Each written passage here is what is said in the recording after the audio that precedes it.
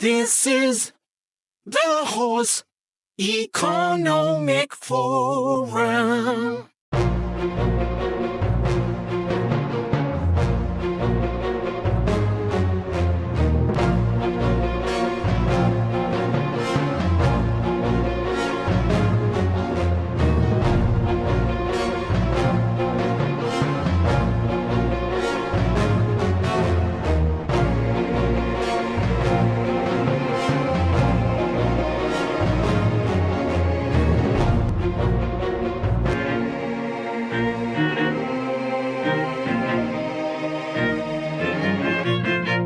Horse Economic Forum.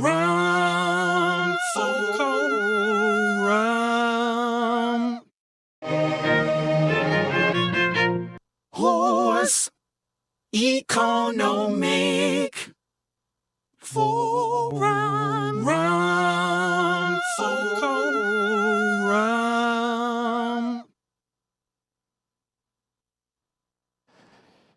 Olá, muito bom dia. Sejam bem-vindos ao Cine Teatro Municipal de Alter do Chão para o segundo dia desta segunda edição do Horse Economic Forum.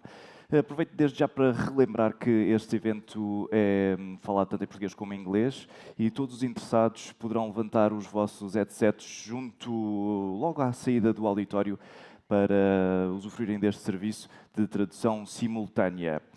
Cumprimento também todos que nos seguem em casa, através do YouTube, do Instagram, do Facebook e também do LinkedIn. E estão todos convidados, naturalmente, a partilhar os vossos conteúdos referentes ao Horse Economic Forum. Good morning, everyone. I hope you had a good night's sleep, and all of you are ready for the second day of the second edition of this Horse Economic Forum here at Alter do Chão. I would like to remind all of you here that we have, the event is obviously spoken in Portuguese and English, and we have simultaneous translation available for those of you who are interested. You can go just outside the door and get your headsets so you can use this simultaneous translation. I would also like to greet everyone that is following us at home via YouTube, Instagram, and LinkedIn and Facebook, obviously. And without any delay, we'll start this opening session with the active involvement of the European Equestrian Federation in shaping the equestrian policies and strategic direction at the European level. Ladies and gentlemen, please welcome the President of the HEF, Mr. Quentin Simonet.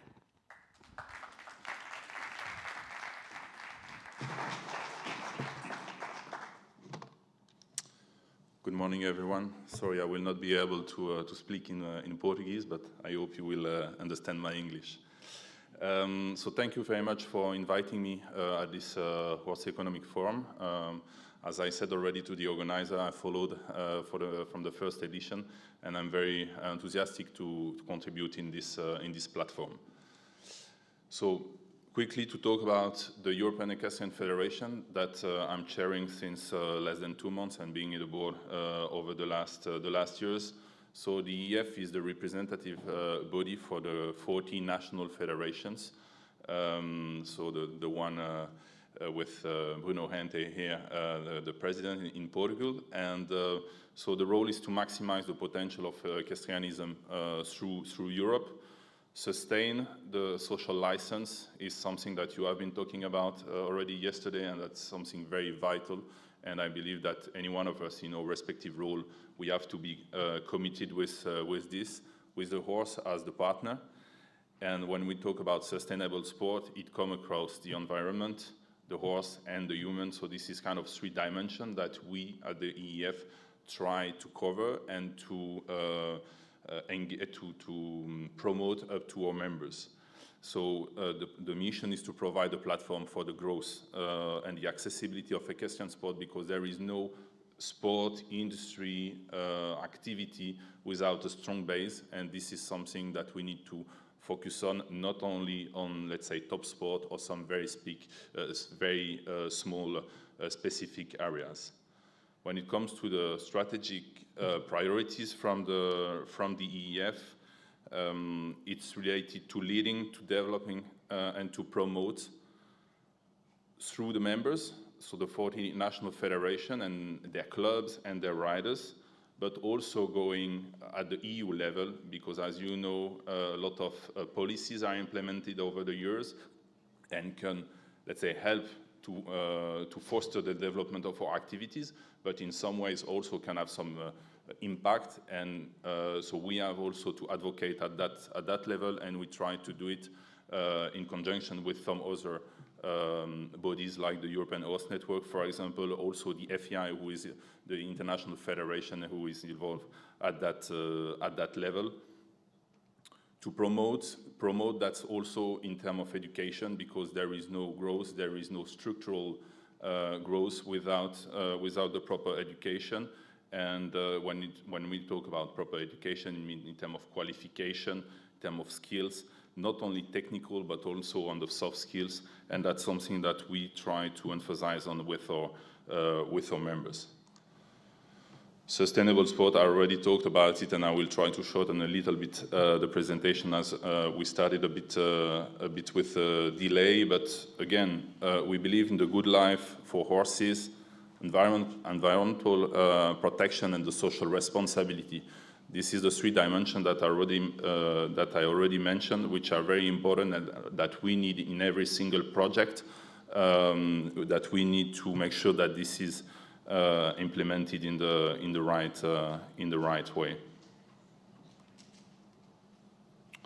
To talk about the organization, the European Equestrian Federation, it's important to say that this is a small entity in terms of number of employees, with 3 employees. Nevertheless, we have working groups with strong experts from the various national federations, which are engaged from the various disciplines, but also on some important matters, like on the veterinary side, on the EU matters, also on the development activities.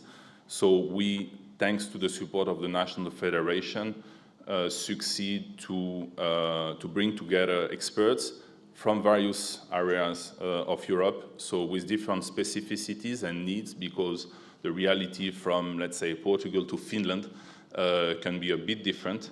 The threats, the context is different. Nevertheless, we, on most of the points, we can align, and we can learn from each other.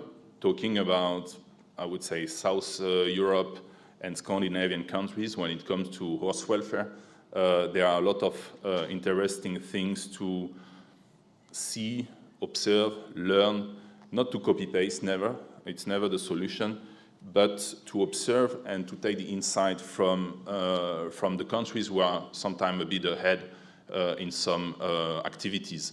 And I believe that when it comes to horse welfare, there have been countries who faced very strong challenges over the past years, who have implemented some processes, and I believe that from the countries from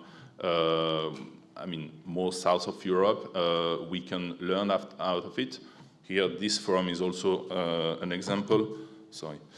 Here, this Horse Economic Forum is also an example that this is an initiative which started here and might inspire in some other countries development of similar projects. So I believe that to have a strong network, and here you also liaise beyond the border of Europe, and that's something which is very important, because we don't live in a bubble. This is a global world, and we have to observe and to learn from also what is happening in other continents, and I believe that we Europeans have also a lot to provide to other continents. So the HEF, this is an institutional representation of all national federation. It means up to the FEI, which is the International Federation, to drive a strong European consensus, which is not always easy, but at least we have to start the discussion, place the people around the table, and try to reach the common position that we can promote at a higher level in the FEI, but also at EU level. It's also a network and a resource hub, because we have to be pragmatic support, and when members have some needs which have been already covered by the neighbors, it's also good that we can help to share the knowledge. There are 4 main areas that we have identified with the development, the sport, all what is related to society, and the institution.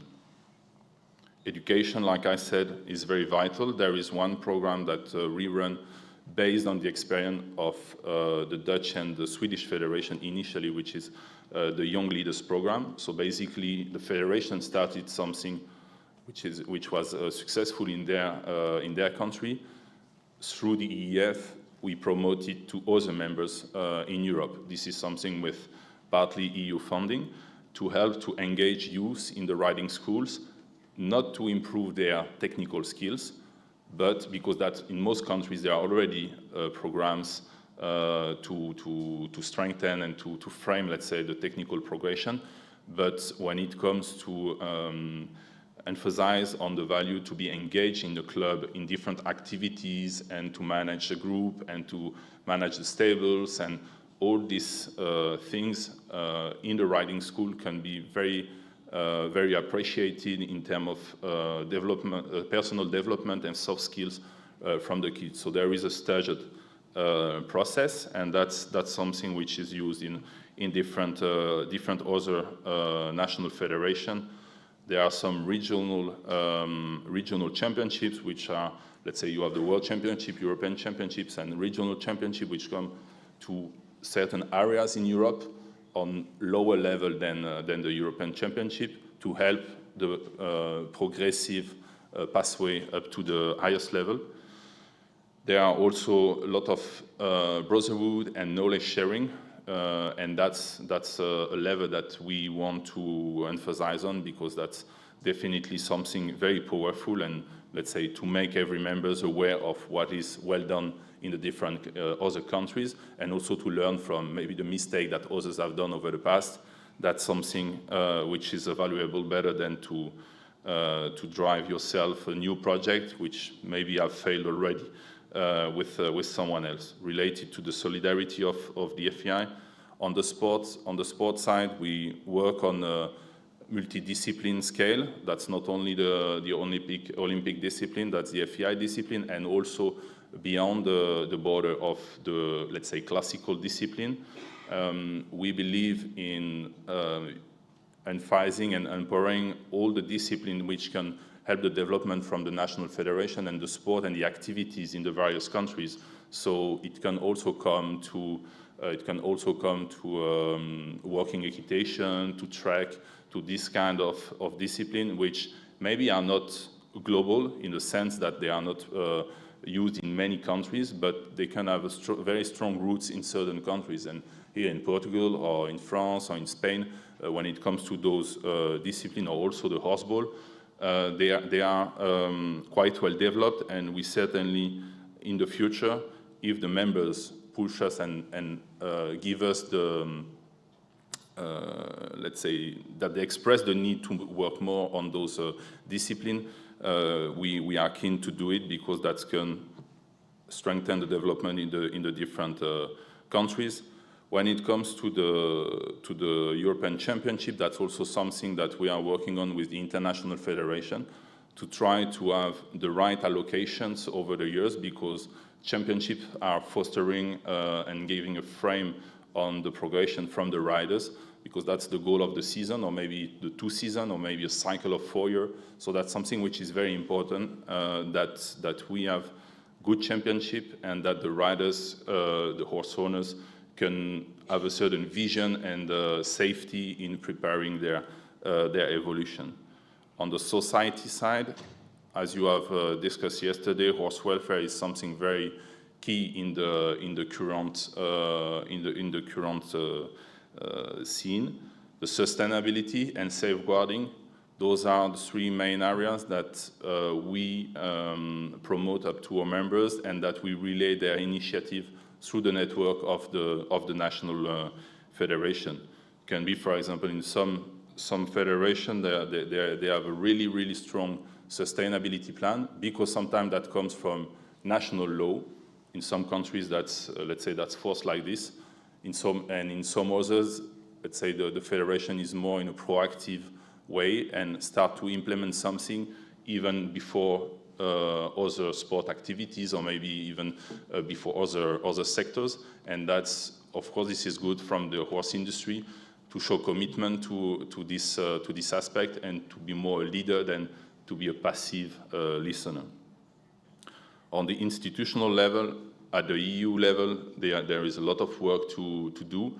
There have been, for example, over the last months, discussion for the transport regulation with some willingness from some political parties to, let's say, that the horse need more space in a truck, that it must be with air conditioning, that it should not be driven under a certain temperature or above a certain temperature.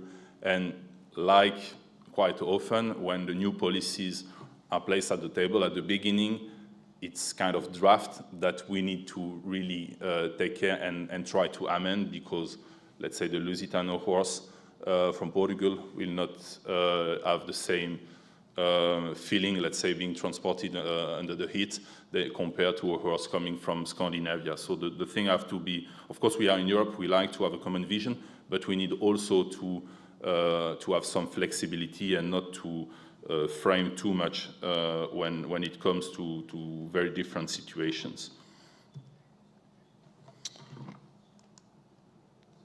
I would now talk quickly on the horse as cultural, sporting, and economic asset. I think you have already seen some key figures on the horse industry, which in Europe is big. That's, let's say, European horse industry is driver. Definitely, this is the global sport also, which is happening in Europe. There is strong economy and activity in North America, in some areas like in racing, or you could also have in Australia strong activity. But we also have from Europe to be aware and to be proud of how big the activity is in our continent, and we need to promote it up to the public authorities to give legitimacy to our sector. And when we can show those figures that show very strong aspect of the industry when it comes on economic impact of the full-time job in terms of number of horses, and you have nearly the same number, a little bit more of leisure riders in Europe, over 6 million. The hectares of lands which are used for the horses, it means that horse industry have a very strong footprint in the continent. The horse as pillar from the European tradition and sport. Being here in Portugal, you will not, and on a very strong breeding place, you will not say me that I'm wrong on saying that there is a strong culture and heritage. That's something to build on and to maintain. So that's good to have this kind of initiative which bring people to this kind of historical places.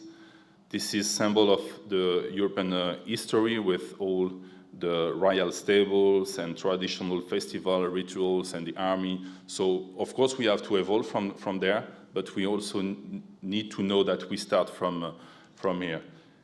There is the elite and the grassroots level, which is huge, and we need to work on and to recruit always more riders. That's the key. I would say the key message I would like to give in this presentation is that there is no strong future if there is no strong recruitment and new people coming at the sport. The equestrian sport can play a huge role in terms of inclusion. That's definitely a part of the assets of our sport and our activities. I would say even beyond the sport level, and also that with this sport we can be and liaise the rural side and the city side, which is also from the political side something which is very much appreciated. The horse as a growth engine, so from the rural and the urban areas, like I said, and when it comes to empowering communities and territories, the horse activities can really be used for this. That's not common in other, let's say, sports, or some activities are very much targeted into one or the other area, and with the horse activities we can cover a lot of fields like education and inclusion.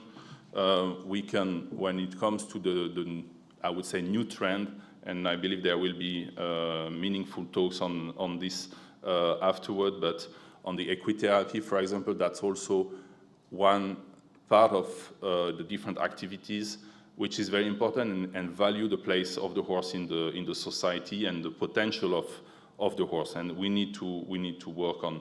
So I listed some more elements like the whole vitality. In the equestrian sport, this is a professional sector. There are a lot of jobs, a lot of businesses which are related to this, and that has a strong value also from that perspective, and of course the full value of chain and different type of activities related to our sector. Yep. Just to finish the speech, I would like to encourage you to have a look on internet on an interesting work which have been done by the European Horse Network on the foresight study on the equine sector, looking forward and with different scenarios for the coming, let's say, decades. And there have been identification of trends and challenges. And I believe that when I can give some meaningful, let's say, challenge that have been identified, and I believe that you will understand when it comes to social expectation and animalist movement regarding animal welfare, this has to be taken in account when we think about the development of the sport in the future. I could also take employment and the workforce renewal. That's something that the sector is struggling currently. So if we don't have newcomers to work in the riding school, in any businesses in equestrian, that will at the mid-long-term stage be more problematic. Climate change, water management, and of course inflation, that's something which affects a lot the sector, which is an economical sector. Here are the, let's say, 4 different scenarios which are in this survey, and just again, I encourage you to have a look to this. And the scenarios are framed in, having greater sustainability or less sustainability, and in terms also of acceptance from the public. And so the 4 scenarios are the following: a new place for the horse in the society. So that's, let's say, the nice place of the horse and everything fits in the right direction. The horse must fight for the status. That's something which is kind of compromise, and I believe that this is the more realistic approach, that the future will not be easy, but the future can be good if we are hands-on and that we work hardly on it. And then the pessimistic ones, that I don't want to spend too much time on those ones. The horse come last, and horses for the happy few, meaning only for rich people and not very much accessible. And this is something that we need to avoid. So just to close, I would just like to say that equestrian future in Europe can be strong, and we have to be very convinced and to work in that direction, that the horse is more than only a companion or competitor.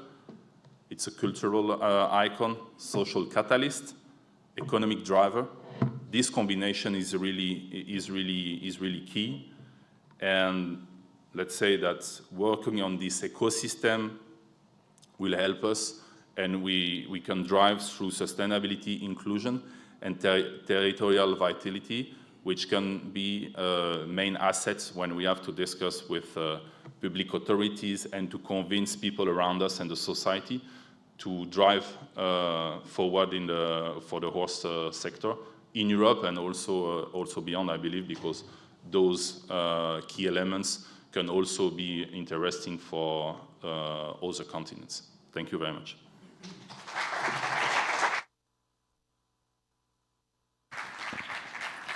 Thank you very much, the President of the European Equestrian Federation.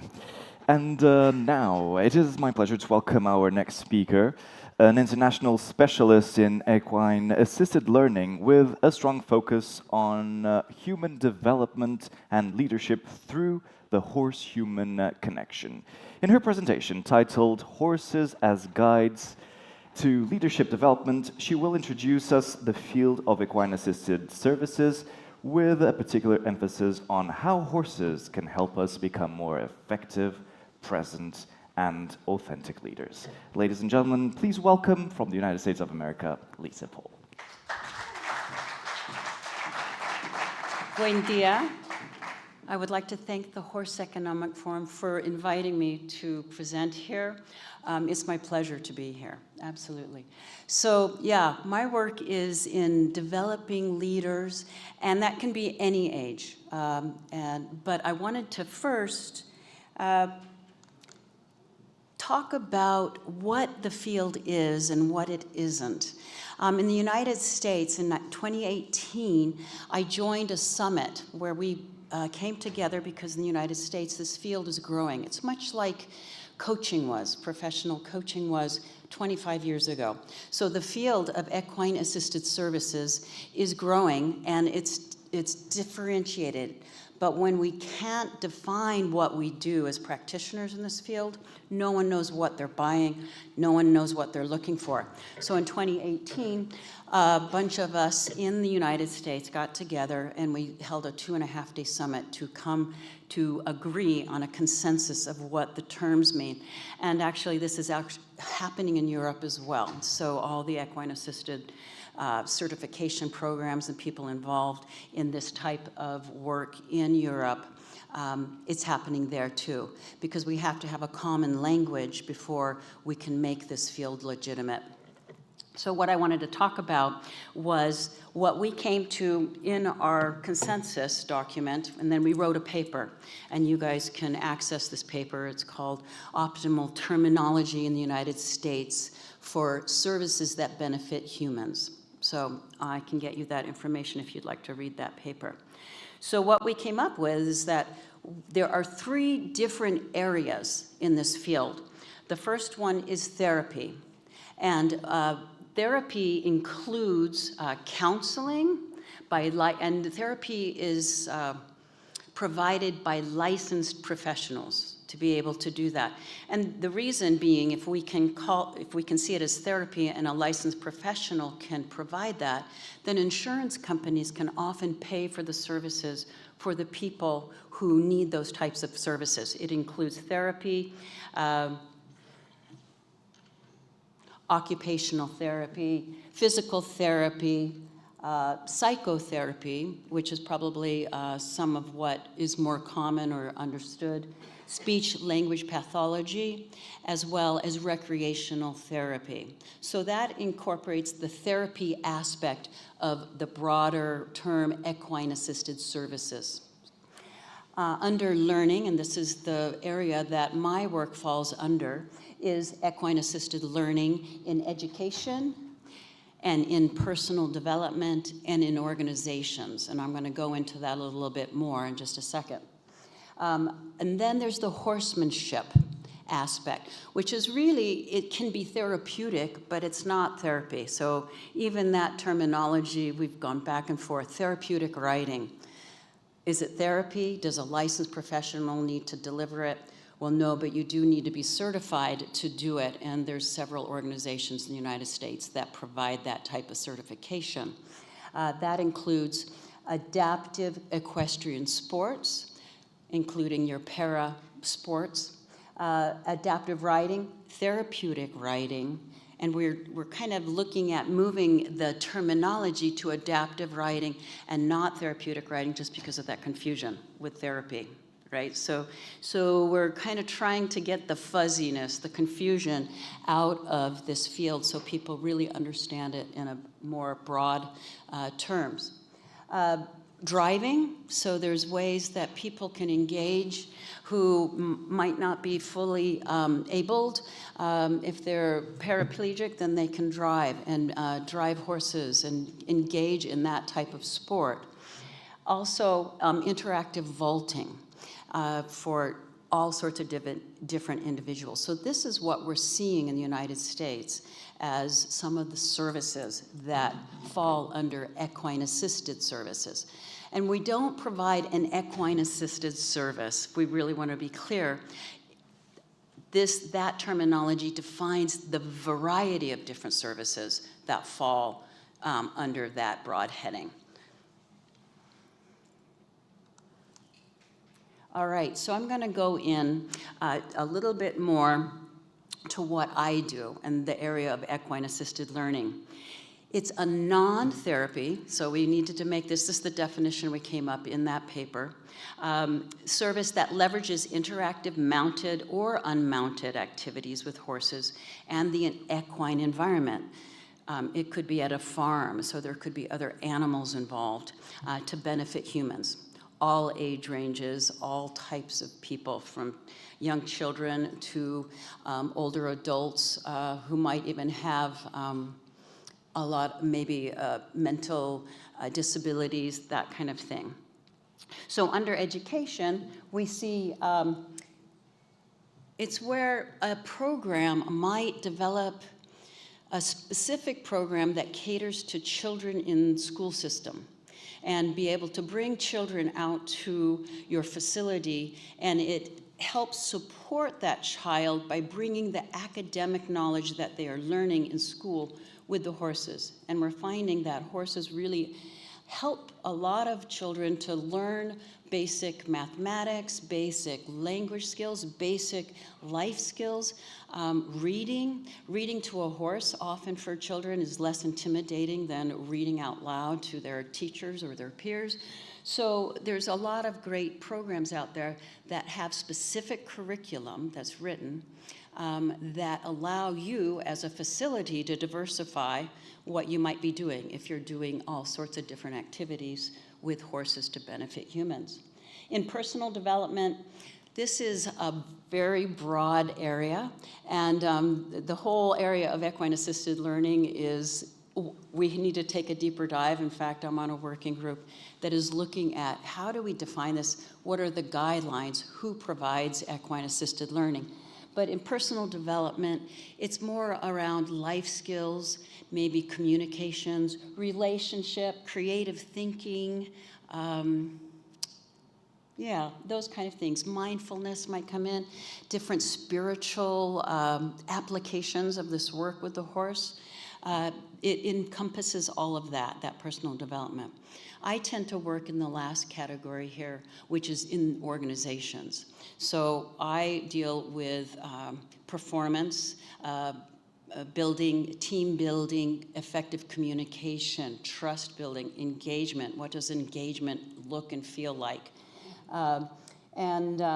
Yeah, so I basically take people, executives, singularly, I put them in a round pen with a horse, and we see what the horse tells the executive about themselves. So why horses? Why do we want to work with horses to learn about ourselves? And when I worked at the University of Kentucky, I was asked to facilitate the class, the very first lab that the students who were in their program for equine science management behavior, I was the first person those young students got. And I combined my leadership development programs also with behavior and handlings, because they dovetail together. And so I was out there, and I always told them that you know, if they could see the horse as their teacher, they will make it far better in the horse world. If they want to go work in the horse industry, then perhaps the horse can be their teacher. I would always say that. And I say, who's the best teacher you can have? And they look at Mary Rosanna, who was their professor. I said, nope, it's the horse. So if you can stay open, and this is the paradigm change that I think equine-assisted learning and equine-assisted services bring to humans. It's taking that hat off where we go from teaching about the horse or fixing the horse through veterinary medicine or genetics. All of that is valuable, but we see it's a very paternalistic paradigm in that we see the horse as the object of ourselves helping the horse or doing this and that with the horse. Well, if we can take that hat off and turn it right 180 degrees around, then the horse can become the being that lets us know who we are a little bit more. And that's why we've had relationship with horses for a very, very long time, thousands of years. So the predator-prey dynamic is a place that is rich with metaphor for learning. Because, of course, we're animals, we're predatory, we're the top predators on the planet. And then that prey dynamic, we have to really understand. We have to learn a whole different communication system to work with horses. And if we don't, then it can be a little rougher to get there. The social herd aspect of the horse is fascinating, especially working with teams and organizations, where the social structure of the herd is a new dynamic for a lot of organizations, which is much more hierarchical. Within the herd, there's distributed leadership. Everybody has a job. They fall into place in the herd to the abilities that they're able to provide to that herd. So that is something that you can utilize in my work. Horses give us, because of their present moment awareness, they don't lie about who they are or what their needs are. They're really pretty clear if we stop to listen to them. So that immediate feedback is what I leverage to create the learning. And it's very transformational learning indeed when people get that feedback from a horse. Relational problem solving. So in the United States, there was a big, many years ago, probably 20 years ago, everybody was going to ropes courses, you know, the challenge courses where you get harnessed up, you go 40 feet in the air, and you're scared to, you know, death about being up there. But it's a challenge against an inanimate object. It's you and the ropes. But with a horse, you have to relate, you have to figure out, you have to problem solve in a relational way. It's not just me and this rope that I have to figure out, because that relationship determines the outcome. Much like in any organization, the relationships that you create are imperative for any kind of success.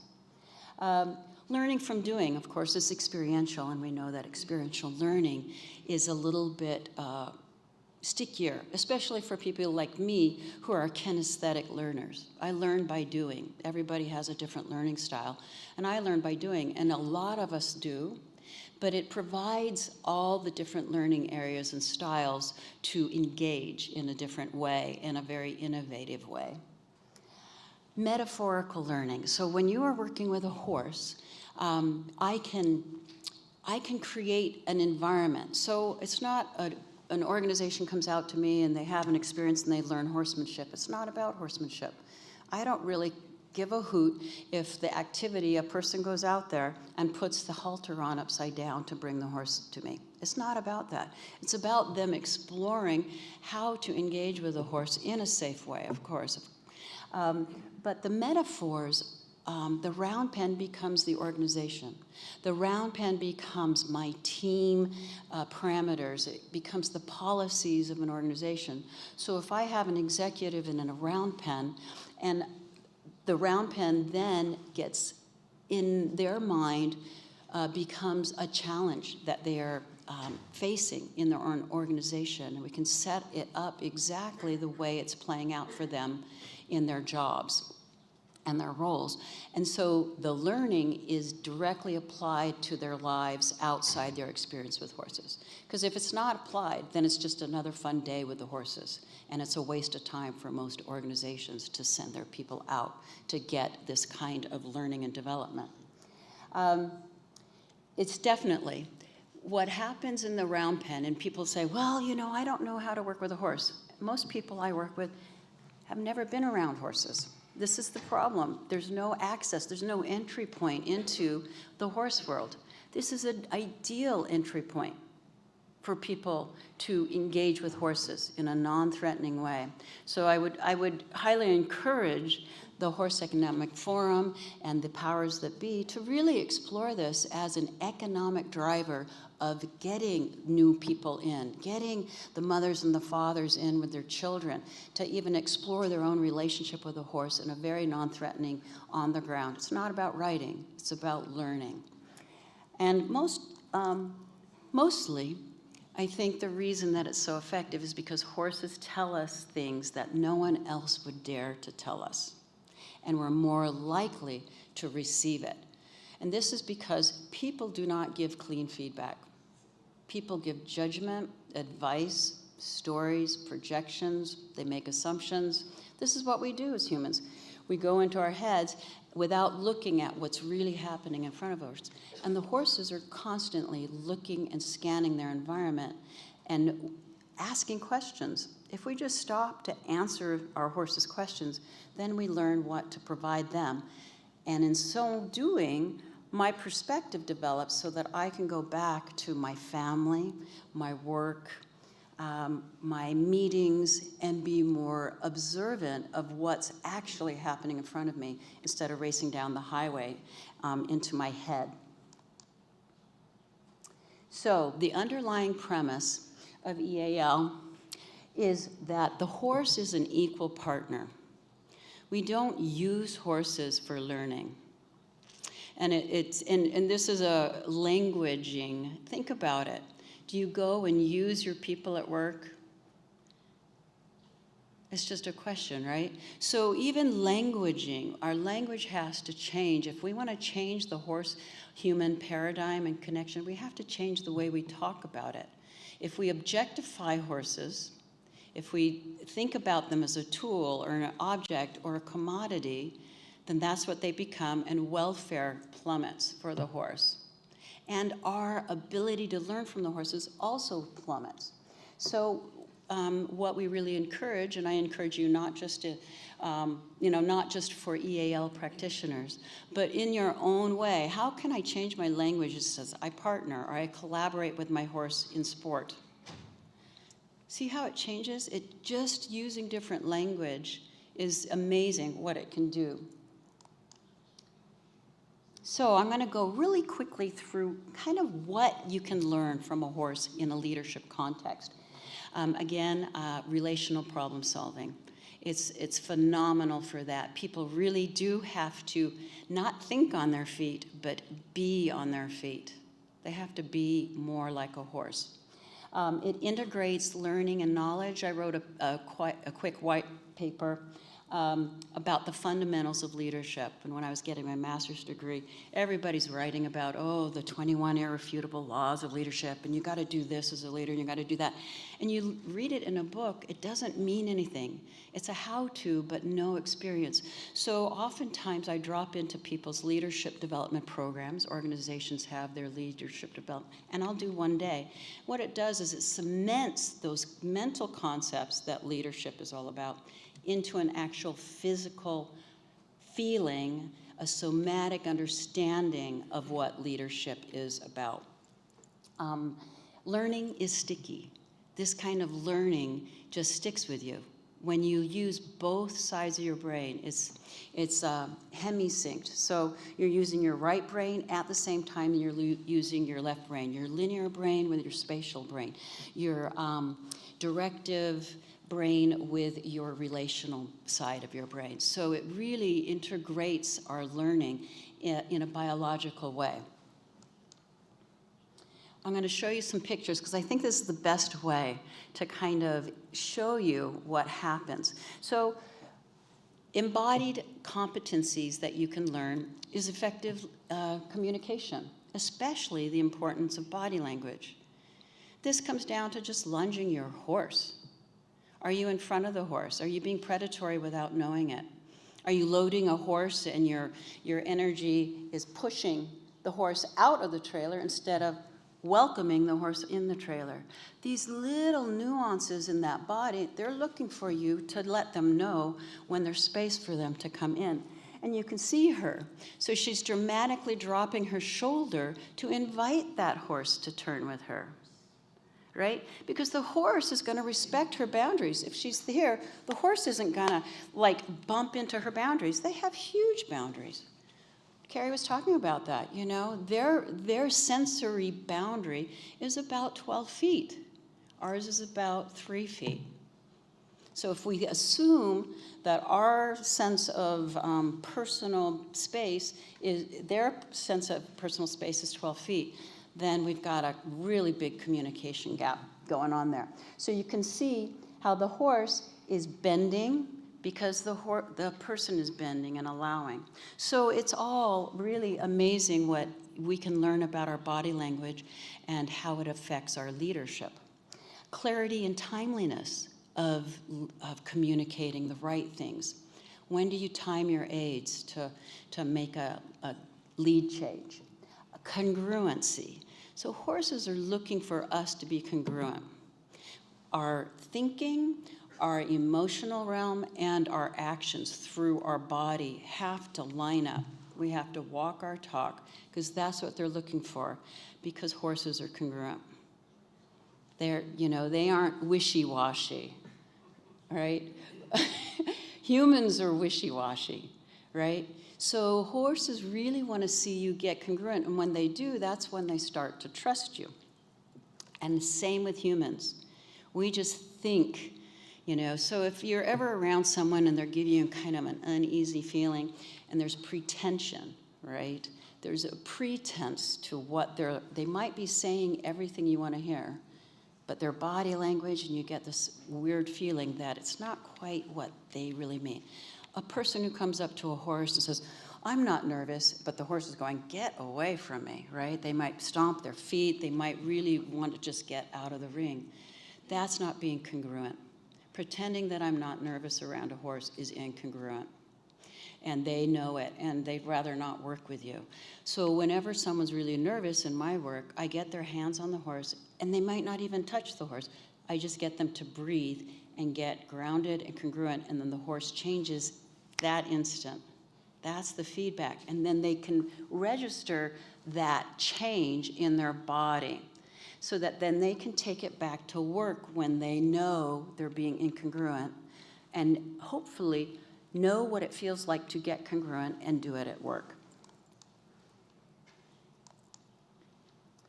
It's trust building, confidence building. I don't know, are these Portuguese? I don't know. Anyway, I love this photo. It's a little crazy, but what does it take for that horse to do that? What does it take for the human to do that? Lots of trust. If there was any doubt there that that horse wouldn't do it, I wouldn't stick my head on the ground underneath a horse like that.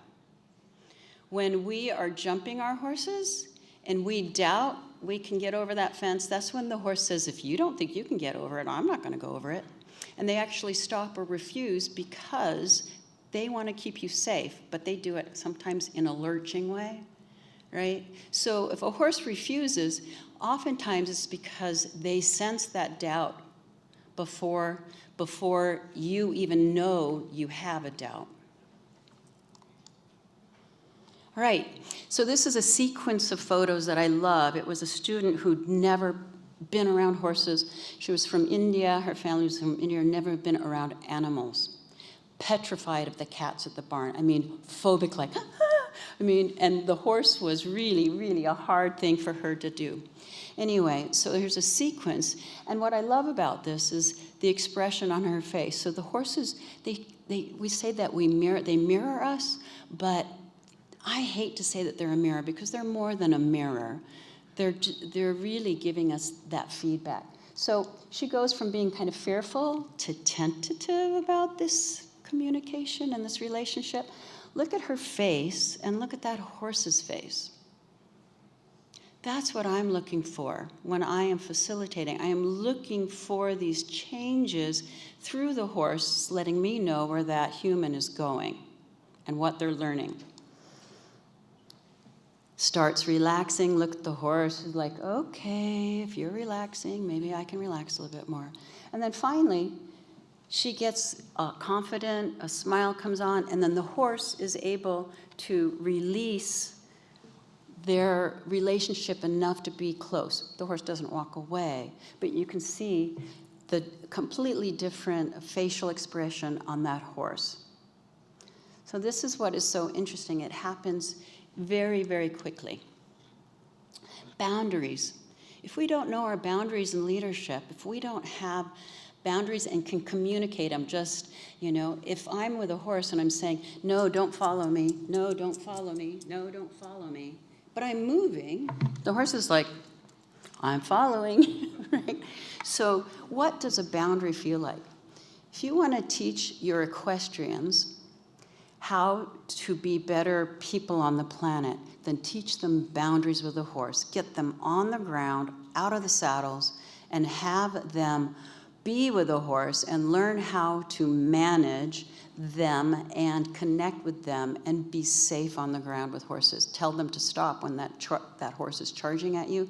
You have to get big. You have to create a boundary. This horse obviously is not that, but I do teach people how to create much bigger boundaries with horses. Coherence. This is a really cool thing. So as leaders, we need to create coherence. And coherence is an energetic quality. It's kind of hard to describe. So I'm going to show you what it looks like and what it doesn't look like in just a minute. So in vision, we have to be able to communicate in an embodied way. In our intentions, intention isn't just a thought of what we want to have happen. It's a way of being. We have to literally move our intention through our body. World leaders have to hold the intention for their global objectives. When they drop their intention, it stops. Same with the horse in the round pen. As soon as I drop my intention, I have a horse following me. As soon as I think about something else other than what I'm doing with that horse, the horse stops. It's fascinating. It's really a lovely thing to watch. We have to have coherence in the direction, in that task. What are we doing? We have to always keep the end result in mind, because if we lose that, the horse doesn't know where it's going. Your people who you're leading don't know where you're going if you can't be clear about what your goal is and how you're going to get there. In sustaining relationship. So you have to sustain the relationship for as long as it takes to do all of this, which is, I call metatasking. It's being able to do all of this all at once. So what I wanted to do is, I can't get, does someone have a mouse up there? I can't point to the computer. I need to go to where it says no coherence. Can you play that for me? I'm sorry. Is that possible?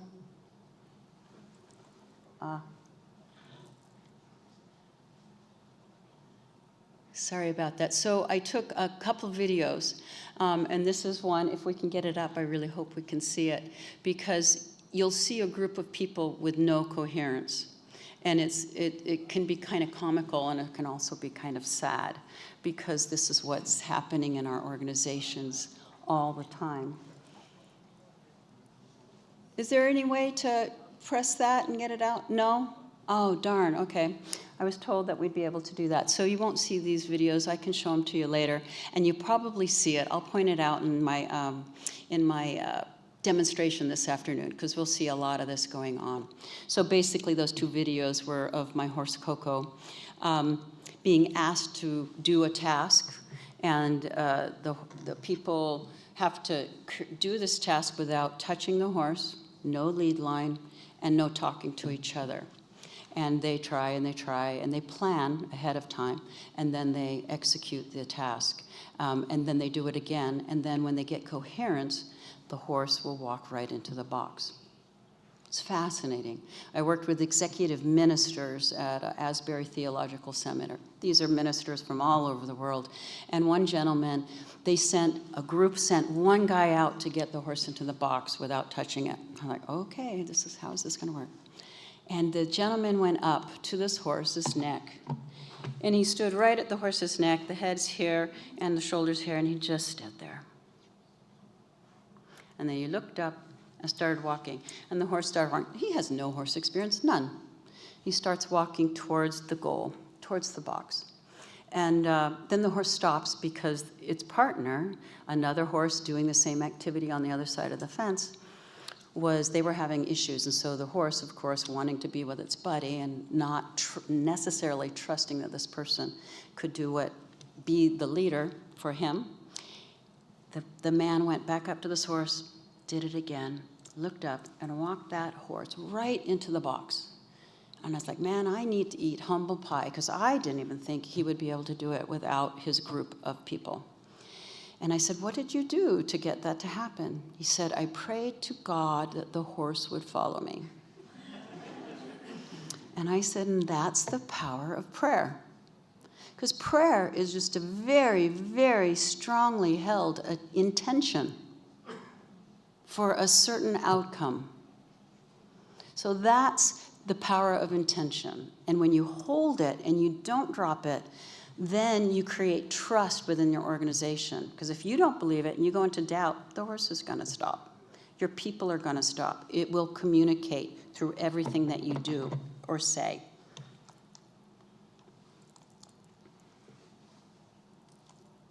It's not going forward. Am I not pointing at the right place? Thank you. So the metaphorical learning I spoke about a little bit. So every occasion is you can overlay any kind of learning. So at Stanford University, a friend of mine, Beverly Kane, has written a book called Medicine and Horsemanship.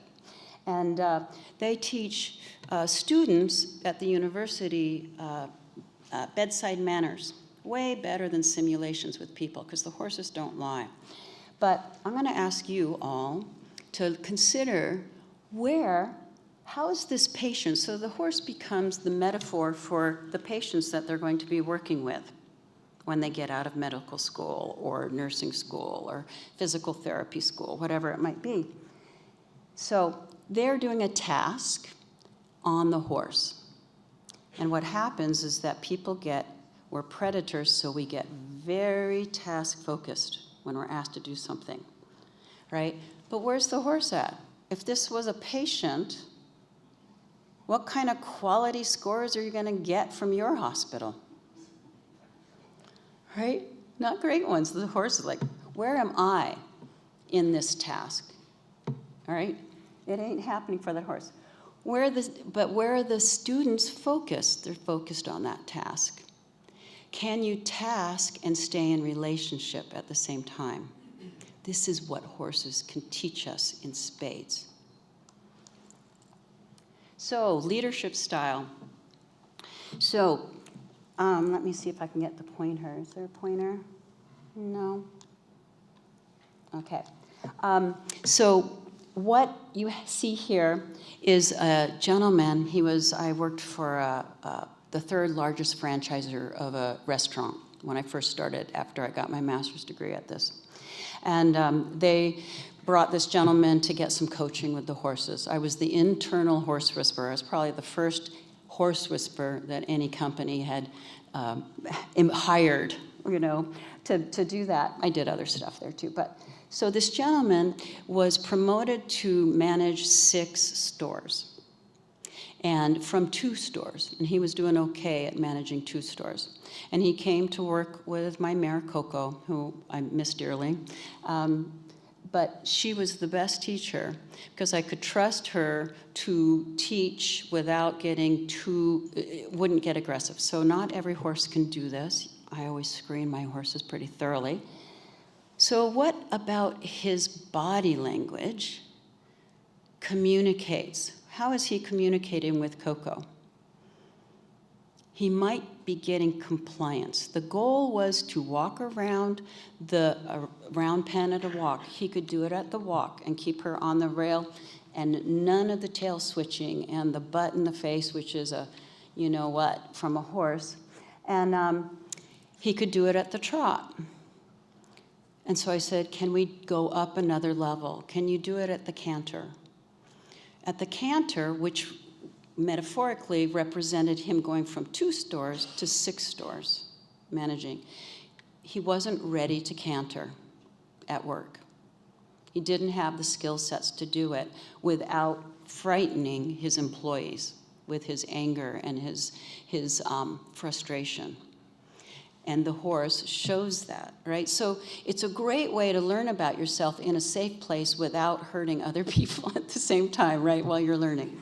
And then over on the right, you see leading by following and really defining boundaries. So he's standing in front of the horse. Unconsciously, he is telling the horse to stop with his body language by getting in front of the horse, while at the same time applying pressure. He's not whipping, because I would never let a lunge line in my work is an extension of my intention. That's all a lunge line is. It's a way to extend my physical intention to that horse. It's not about punishment. So he's got the whip low, and then, but he's telling her to stop, and that's why she's getting frustrated, because she's getting mixed messages. So where in life are we sending mixed messages to our people, our family, right? So it's really important to understand what we're doing in a physical way, in an energetic way. The woman on the right, and I coached him how to lunge by following.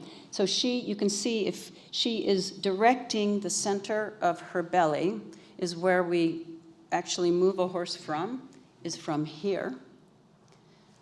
And you know, it's kind of, then that's connected to our seat, so when we're riding, but we're really riding from the center of our body. So we're going to move a horse from the center of its body. We're going to place ourselves slightly behind the horse when we lunge them. We're not going to go ahead, because then I'm telling them to stop. So she's doing that. You can see Coco is moving forward on the rail with a low tail, no stress, but definitely performing. This is power with versus power over. Different paradigm. It's a paradigm that we need to start adopting on the planet, in my personal opinion, if we are going to change anything on the planet to become more sane. Anyway, this is an island of sanity, an island of sanity in an insane world, and I love sharing it with people. Okay, so these are resources to papers I've written. You can always go to my website as well, or academia.edu. I have several papers there. My newest paper, which I'm really happy to say, was published last month in an international journal of presencing, leadership, and coaching out of Laval University in Canada. And it's a going concern. People are interested in horses and leadership. And I hope that you will find it fascinating and come to the demonstration later this afternoon.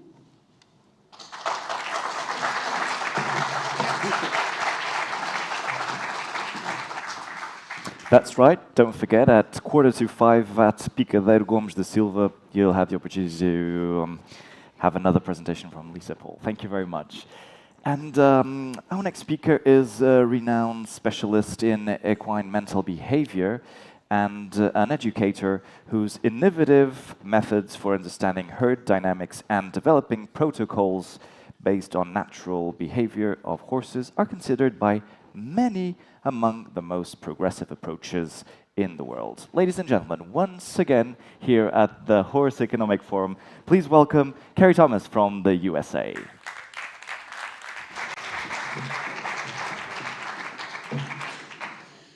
Well, thank you very much. It's great to be back again this morning and get my voice back after talking all day yesterday. It was a great presentation by my colleague, Lissa, and you'll notice that some of the things I talk about here with the tourism ties in quite well with what she just spoke about.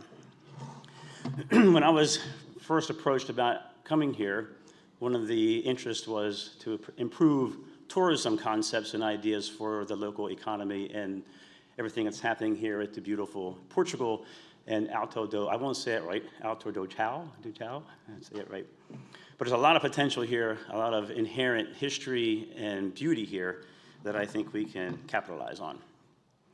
So the emotional hook is, there we go. An emotional hook. A horse is seen in a moment, a horse is felt in a memory. That single sentence holds the heart of what we're talking about today. Tourism is not just about what we do, it's about how we feel while we're doing it.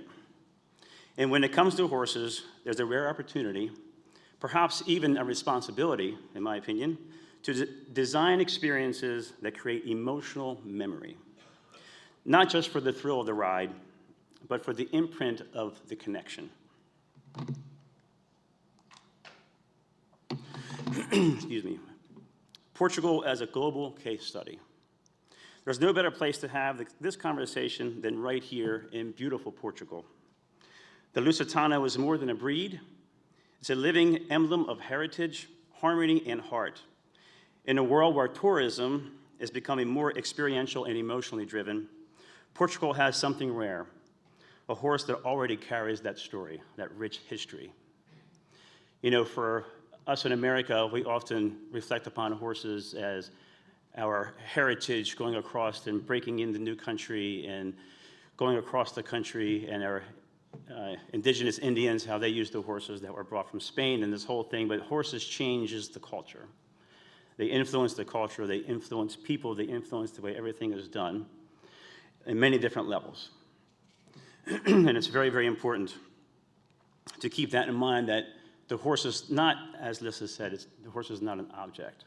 The horse is a partner in our economic and cultural development.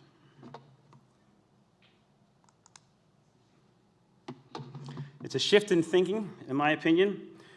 Equine tourism to truly evolve, we need a shift from riding horses to relating to them. Again, looking at them and appreciate them for not just what they provide to us physically, but what they provide for us emotionally. Right now, in many places, excuse me, horse tourism is something that you do, but the future of horse tourism, for me, is something that you feel. I have to get some more water, sorry guys. It's that emotional connection. The emotional connection is everything about the horse for me. When a guest returns home, talking not just about what they saw, the views that they saw, but the personality of the horses that they met. It's like meeting a good friend. You go on vacation. Here's a good example. We all collaborate here to this short weekend, coming from different places. And the camaraderie and the collaborative experience that we have is something that none of us will ever forget. We won't walk away here with that lost in our memory. The connections that we make, the friends that we meet, the hands that we shake, the smiles that we exchange, these are emotional connections with each other that we take with us. And yes, enhanced by the beautiful culture, the language for us is so beautiful, the heritage, it's all part of the experience, but it is the total experience.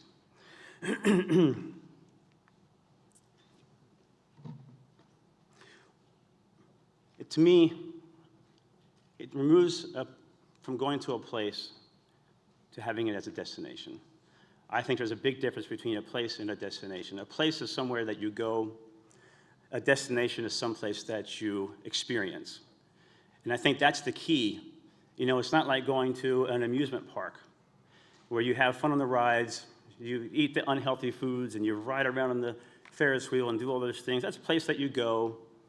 And it may have some memories, but the memories don't come from the objects. The memories come from the experience you have with those you were there with. Horses provide that to us on multiple levels.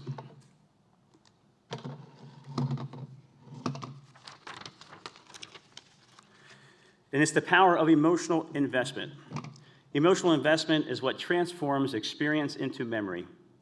And the horse is uniquely positioned to make that happen. Because the horse isn't just part of the landscape. The horse responds to our inner selves and thus defines that landscape. It helps define ourselves. Every feeling we bring into their space, they reflect. Every moment of presence shared with them becomes, in truth, a memory of rediscovery. Rediscovery. Remembering who we are. Remembering that getting back to the basics. Learning basic life skills.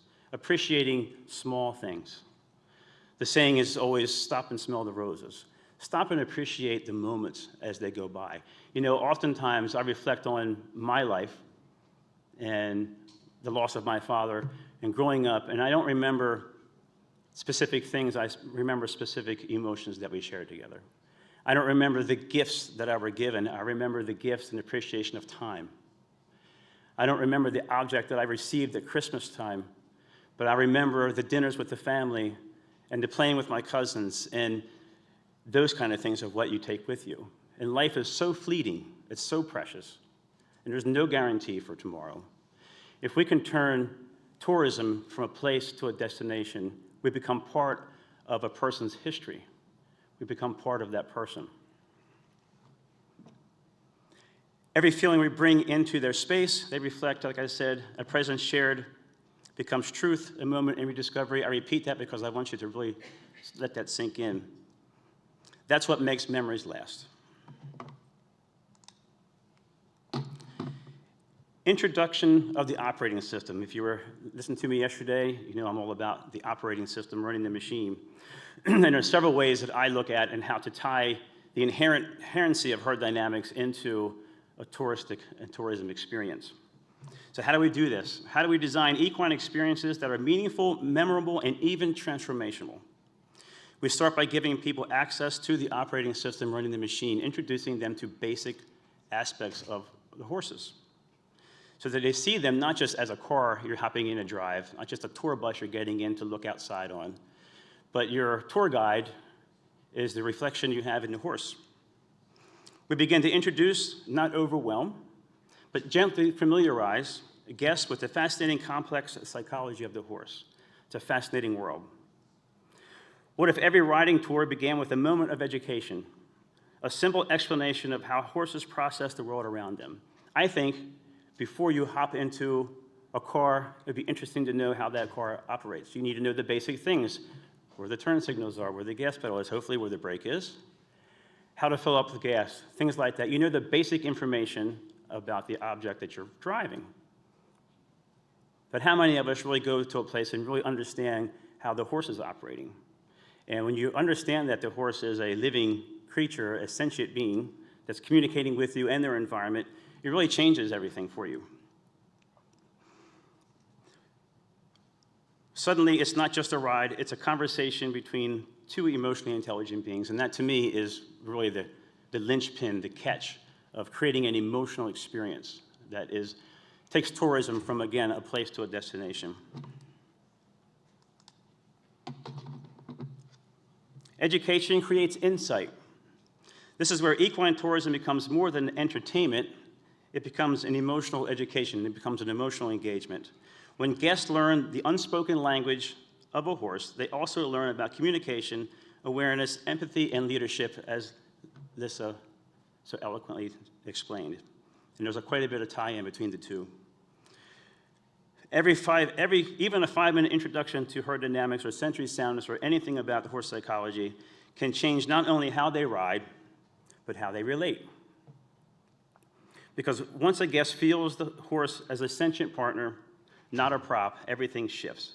This is where we can forge purpose with experience.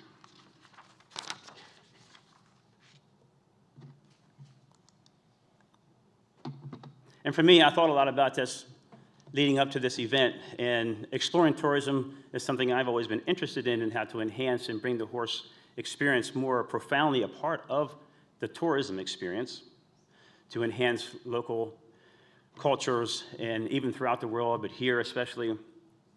And for me, I look at it in 3 different pillars that we'll cover briefly this morning. And there are a lot more ideas I have rolling around in this being of mine, but these are some of the ones that really stuck with me as I gave it a lot of thought. So let's now explore 3 scalable retreat-style models of experience design that can be adapted to any cultural context, including here in Portugal. Each of these pillars reflects a different type of emotional value: reflective wellness, emotional connection, and the nature of leadership.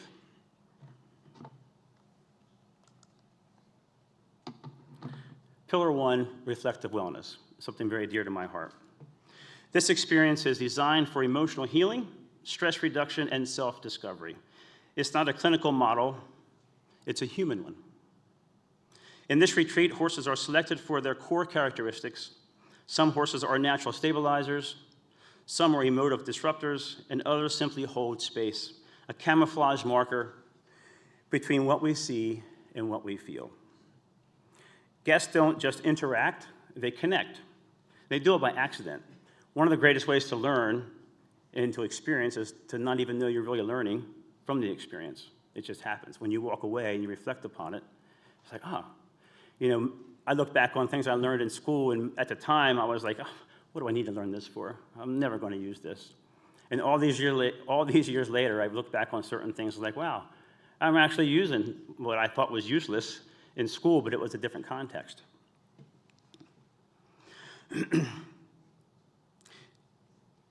Guests don't just interact, they connect. They learn to listen without words. They learn to feel without fear. This is the heart of reflective learning therapy, where the horse becomes a silent mirror, revealing tension, truth, and emotional tone. Sometimes the most powerful conversation is the one that doesn't use words. My mom used to say, shut up and listen, boy. I didn't always do a good job of that. But I know what she's talking about now. Pillar 2, the connected horse. Built for families, couples, and small groups seeking deeper connection, the herd survives by hierarchy, by their shared emotional responsibilities, one to the other. In this retreat, guests participate in herd-based interplay, share tasks and one-to-one horse partnerships that help them listen with intention, communicate with empathy, lead with vulnerability. We oftentimes feel that vulnerability is a weakness, as we talked about yesterday and as we heard earlier this morning. Vulnerability can be a strength. It's okay to be vulnerable. It's not just about bonding. It's about discovering the deeper form of human connection through the horse. The horses do this with each other. Their primary form of communication, one to the other, is emotional communication. And there's a reason for that in nature. One of the things I struggled with early on in my field research was, how are these relatively large animals living in open plains with mountain lions and all these predators out there, how do they conceal themselves? And it dawned on me, they conceal themselves. Their camouflage is not physical camouflage, it's emotional camouflage. And I started to realize that the interconnection between horses was subtle body languages preceded by strong emotional intention. And the higher communicators were the upper level horses, the lower communicators were the lower level communicators, and the lower level horses. And when you think about it, from a predatory perspective, when I was looking out over the herd of horses, early on, I was always focusing on, initially, the wrong horse. I was focusing on the horses that talked the loudest. They moved the most. They made the most noise, per se. And it dawned on me, well, I'm a predator. And if I'm a mountain lion, which I've seen this in Montana, mountain lions watching this herd of horses, they're looking for the one that sticks out. They're looking for the one that is the lowest on the totem pole, the infirm, the sick, the older, even the young. But whoever's making the most noise, talking the loudest, becomes the object, the target. You know, so it taught me a lot about the communication between horses, the higher level horses. You don't even know they're really communicating, but you can they reveal themselves in very subtle ways. And she does this because the only way for herd animals to survive and have sustainable herds over time is to conceal their leadership. Leadership is concealed in such a way.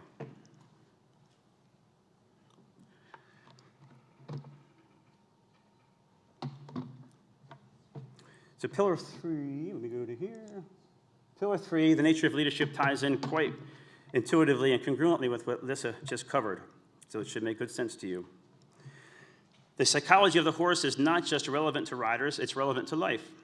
The horse has been a human partner throughout history, a fact closely hinged upon 4 fundamentals of equine behavior, what I call the cushion, that space between, the workspace, we talked about some yesterday, individual and group dynamics, which parallel human, and the most elevated representation of emotional intelligence in any horse is the independent nature.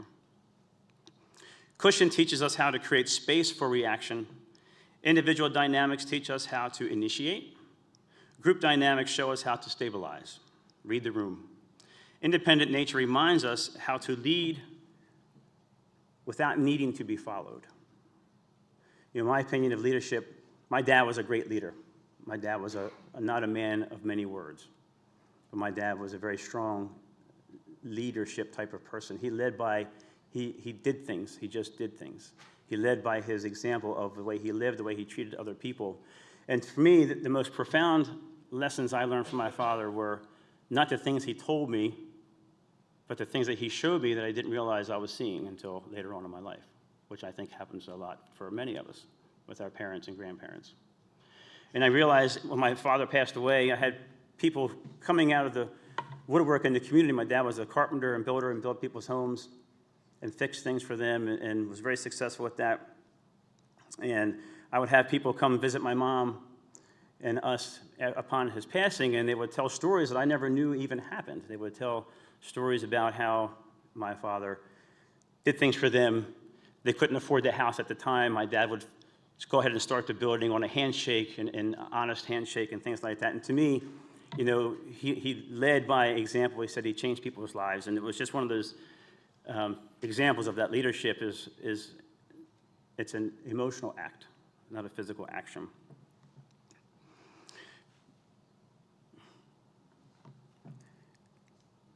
These are human truths. I get a little emotional when I talk about my dad, so I'm sorry, but these are human truths revealed by the horse, and I think we can create retreats of tourism that have a higher purpose than just a ride and a dinner afterward. We can create true experiences, immerse individuals into not just the horses themselves, but the culture, the community, being a part of the community, taking some of that with you, experiencing the community, experiencing the heritage. This is a beautiful place to have it as an example where we could do wonderful things here to make this location especially a destination. And there's lots of opportunity to do that.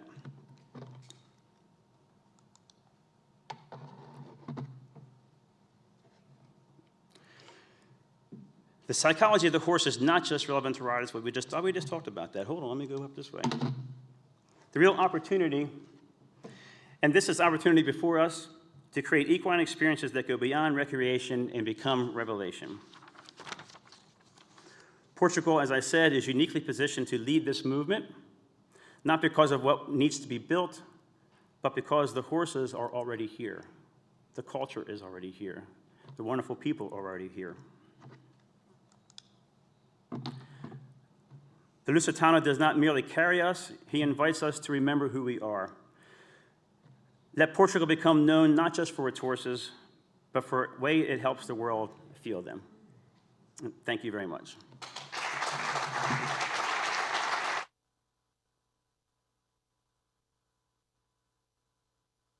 Thank you very much for coming to the Horse Economic Forum as we move on to our next speaker, who brings a unique perspective of the intersection of technology and equine well-being. MetaVital Horse is an innovative bioresonance technology developed to provide deep and comprehensive analysis of a horse's energetic state. Based on Soviet space research from the 1970s, it is founded on a fundamental principle. Every cell emits a measurable electromagnetic frequency that varies when there is an imbalance, for instance, stress or toxins. There is much more to talk about this topic, obviously, so I invite to the stage Ms. Corinne Duperat, the ambassador for MetaVital.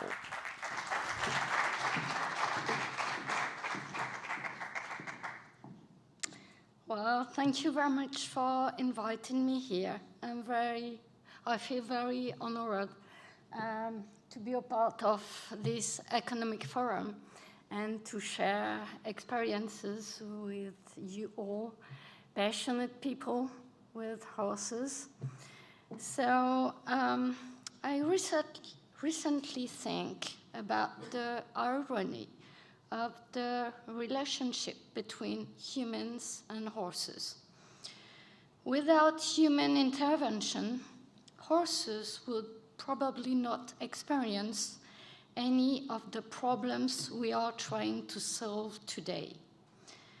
And yet humans devote much of their time and money trying to repair the imbalances they themselves have created. So let's see how we can help and contribute.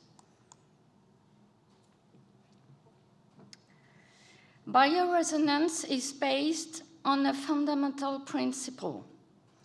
All matter is vibration.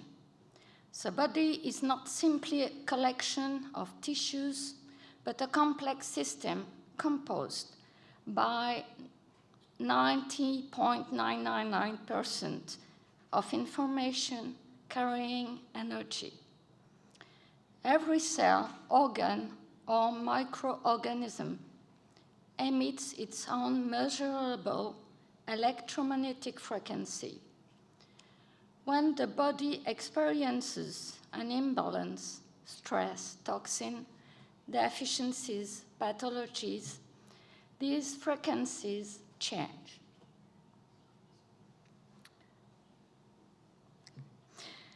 This technology has its roots in the Soviet space programs of the 70s.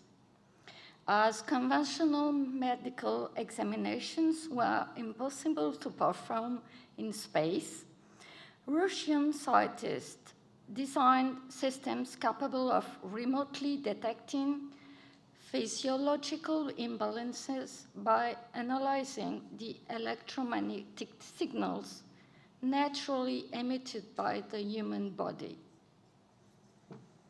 At the same time, in Europe, Franz Morel and Eric Rache developed the MORA therapy, the first device able to measure, compare, and correct the electromagnetic frequencies of the body. Their work laid the foundations for bioresonance as we know it today. These foundations gave rise to multidimensional nonlinear spectrography systems, which are now used by MetaVital for humans, horses, and pets.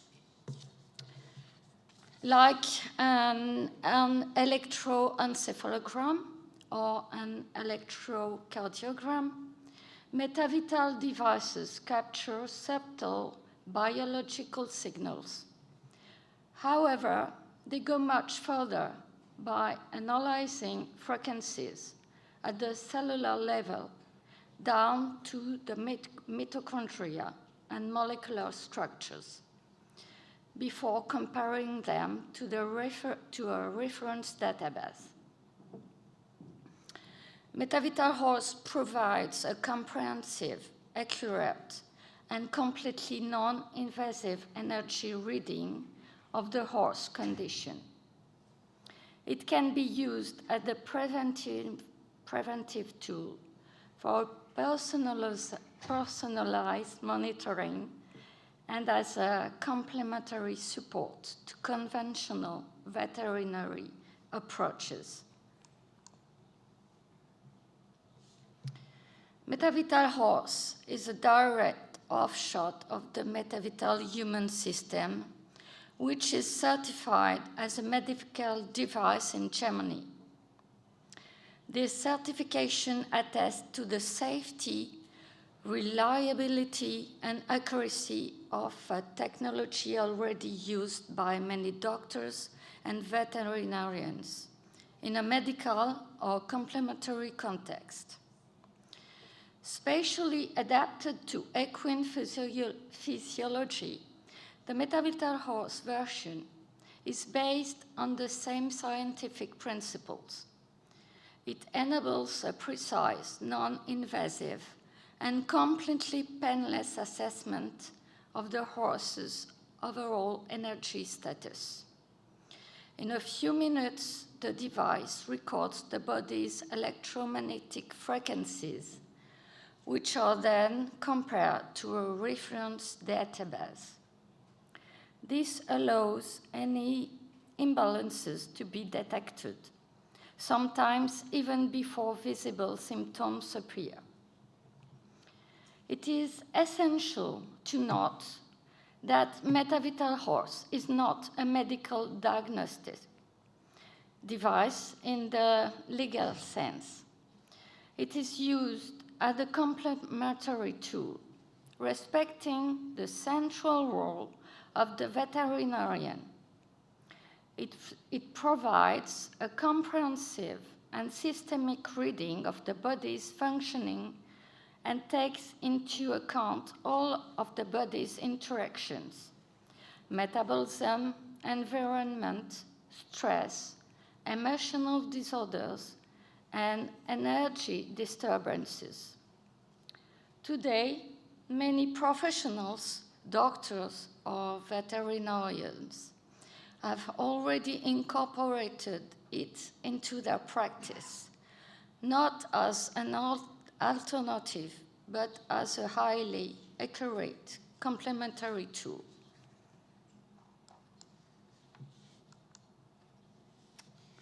So, how does a MetaVital horse session work in practice? A session with MetaVital horse system generally takes place into 4 key stages. First, the data collection. 2 ways of analysis are possible. Live, the horse is outfitted with sensors connected to a computer that record the electromagnetic signals emitted by the tissues, organs, nervous system, and even the microorganisms located in the body, bacteria, parasites, etc. Remotely, a biological sample, often hair, is placed in a resonance chamber. These elements contain a unique energy signature that allows for equally reliable analysis, even without the physical presence of the animal. This option is particularly useful for regular monitoring, remote stables, or horses that are sensitive to transport or stress. Then there is a comparative analysis. The data collected is automatically compared to the system's database of optimal frequencies, which allows us to identify vibrational deviations, signs of malfunction, locate the structures concerned, organs, tissues, or cells, determine the probable origin of imbalances, toxic overload, deficiencies, chronic stress, pathogens, etc.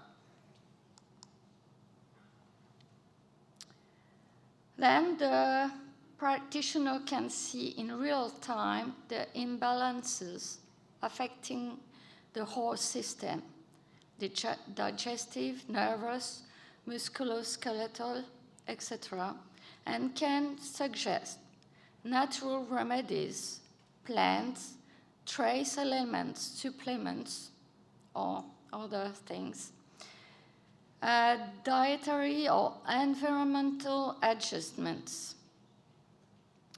The system can then emit correcting frequencies to harmonize and stimulate the body's self-regulation. This is completely painless and can be done on-site or remotely. So what are the practical applications of MetaVital Horse? The MetaVital Horse system is part of a comprehensive and personalized approach to equine well-being. Its main applications are prevention and health monitoring with early detection of energy weakness and functional imbalances, prevention of diseases and relapses, post-competition follow-up, and optimized recovery, reduction in veterinary costs thanks to early treatment. It is also a complement to veterinary diagnostics. It complements conventional examinations, X-ray, ultrasound, blood analysis. It is a precise analysis of the energy and biological ecosystem and a non-invasive tool useful for complex or chronic cases.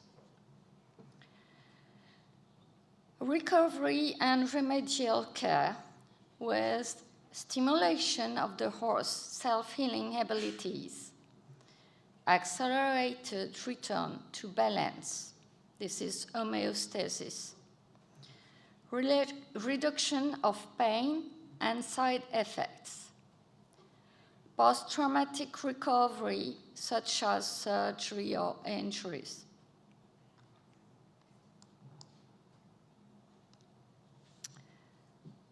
Nutritional and environmental balance with identification of deficiencies, intolerances, or pathogens.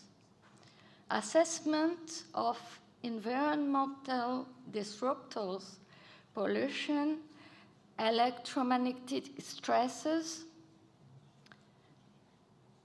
emotions, behavior, and general well-being with support for anxious, overreactive, or hypersensitive horses, support in situations of chronic or post-traumatic stress, improvement of comfort, calm, and general vitality, optimization of sporting performance with the improvement of energy balance and recovery. And there is no doping effect. Natural and allowed therapy in competition. This is an ethical and holistic process. By the consideration of the individual as a whole, physical, emotional, energetic, environmental.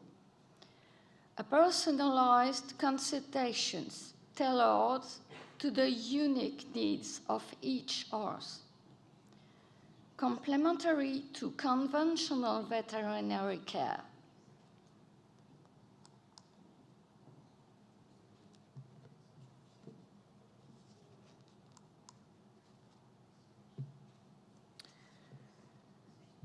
There is a rigorous ethical framework. The use of metavital horse system is based on serious training for practitioners, close collaboration with veterinarians, total transparency towards owners regarding the limitations and benefits of the system.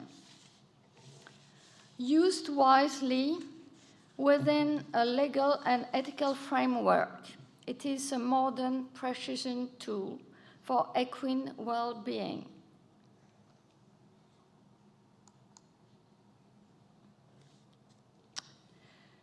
We live in a time when health is no longer defined simply as the absence of disease, but as an overall balance influenced by the environment, emotions, nutrition, and vital energy.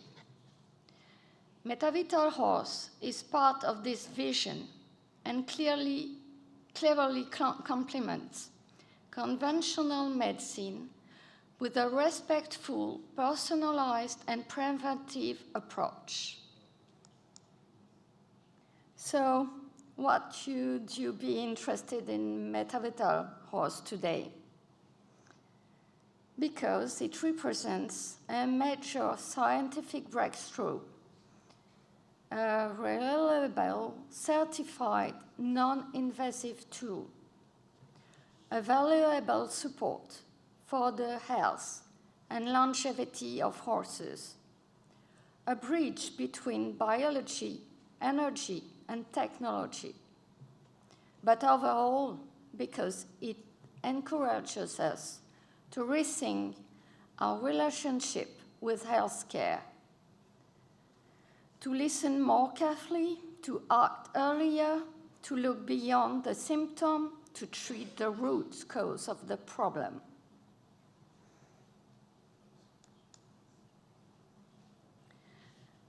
MetaVital Horse is not a miracle solution. It is a precise and innovative tool that enhances our practices and opens up new perspectives for equine well-being. Thank you very much for your attention. Muito obrigado.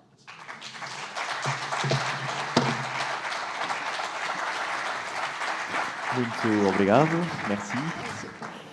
Aproveito agora para anunciar que aos fins de semana aqui em Alter do Chão estão disponíveis passeios de charrete pelas ruas da vila.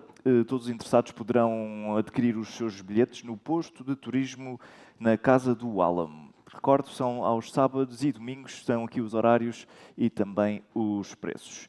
I'd like to inform you that if you are interested, during the weekends here at Alter do Chão, you can have a ride on with a carriage rides through the town's streets, and you can get your tickets at the tourism office at Casa do Álamo. You can see here Saturdays and Sundays. These are the schedules. And now, e agora, time for coffee break. Marcamos encontro às 11h30, 11:30. We'll be back. See you in a minute. Até já.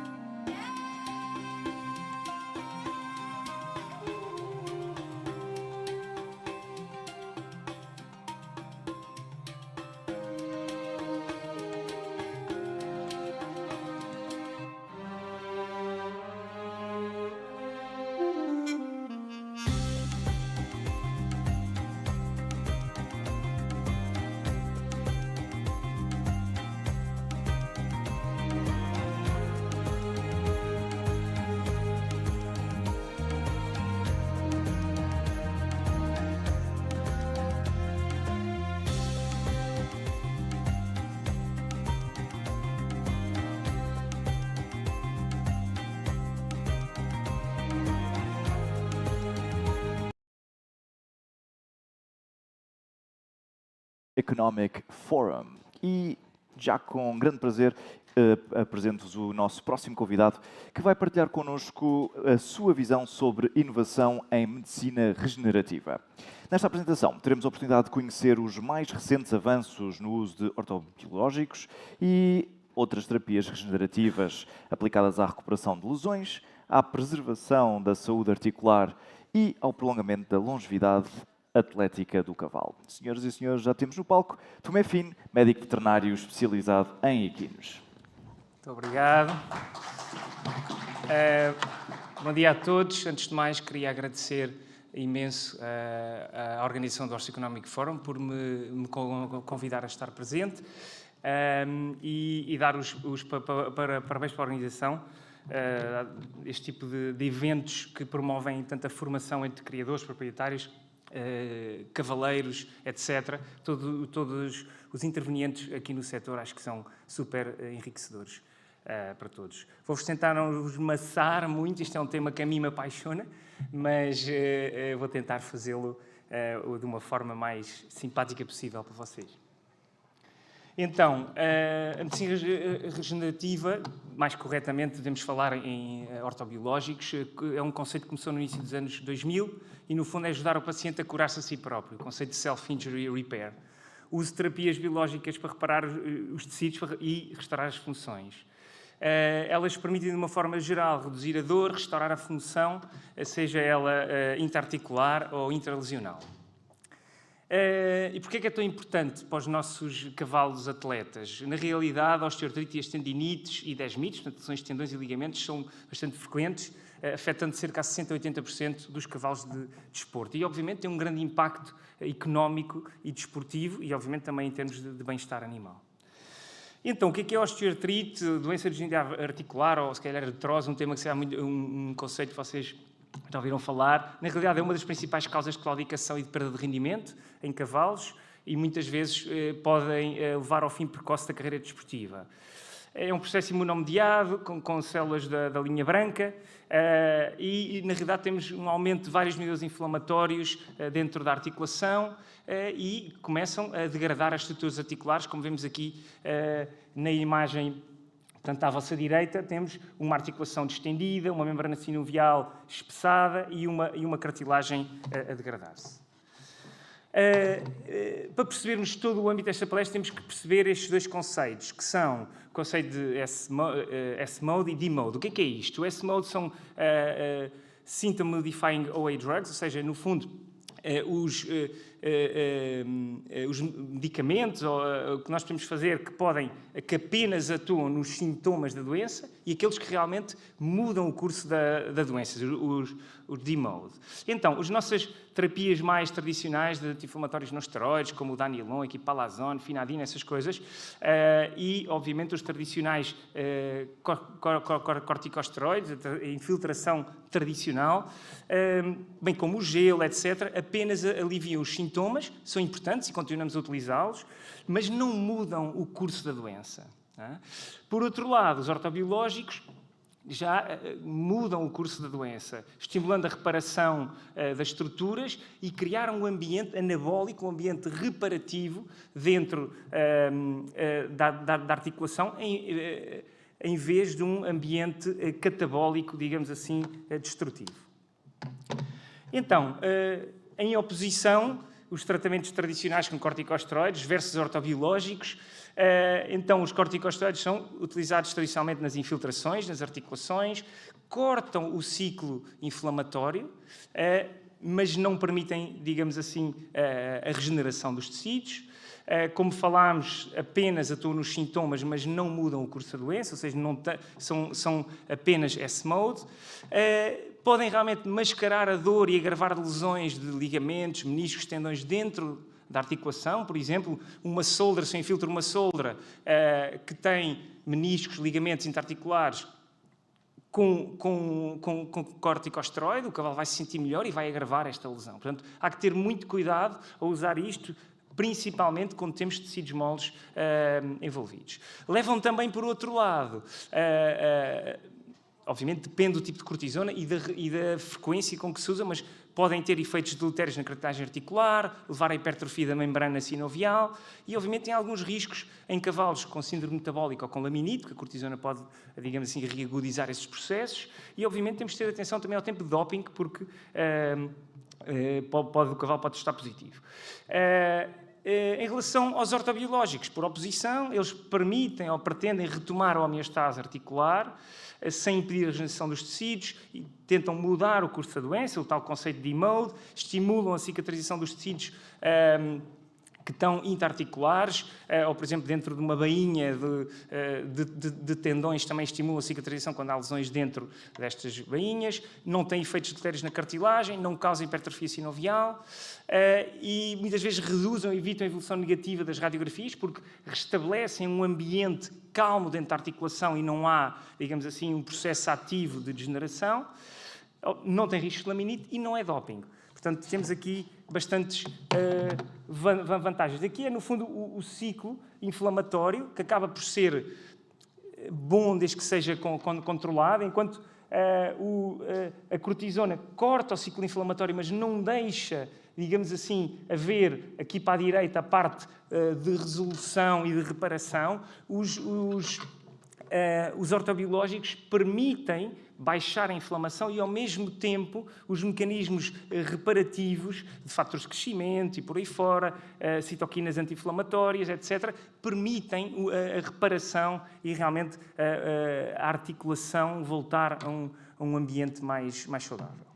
Então, só para terem uma ideia, quando falamos de ortobiológicos, o primeiro, digamos assim, que entrou aqui no mercado foi o IREP, já há uma série de anos, é um antagonista dos receptores de interleuquina 1. Interleuquina 1 é um dos principais mediadores inflamatórios que intervêm na doença degenerativa articular. E o objetivo é reduzir a inflamação na articulação através deste antagonista destas interleuquinas, não é? Portanto, no fundo, limitam a sua ação negativa dentro da articulação. A desvantagem não permite a utilização de imediato, tem que se tirar sangue, tem que incubar, etc. Tem a vantagem também de poder ficar congelado e usar no futuro nesse mesmo cavalo. Um dos que usamos mais neste momento é o plasma rico em plaquetas, ou seja, é feita uma colheita de sangue, o sangue é colocado numa centrífuga e depois vamos tentar separar a parte do plasma que está mais rica em plaquetas. E estas plaquetas realmente têm muitos fatores de crescimento e é isso mesmo que nós queremos pôr dentro de uma articulação, ou de um tendão, ou de um ligamento. Como eu dizia, as plaquetas libertam fatores de crescimento e estimulam a regeneração e cicatrização dos tecidos, reduzindo a dor, reduzindo o catabolismo e, por exemplo, dentro das articulações, aumentando a síntese de ácido hialurónico. Por exemplo, aqui é um cavalo com uma lesão na origem do suspensor e ali na imagem da direita conseguem ver a agulha a vir do lado direito e nós a injetarmos portanto, o PRP. Aqui, por exemplo, um cavalo estava a recuperar de uma lesão dentro da bainha dos tendões, a bainha flexor digital, e, portanto, estamos a tirar líquido e injetar os fatores de crescimento. Só para ter uma ideia de como é que isto funciona.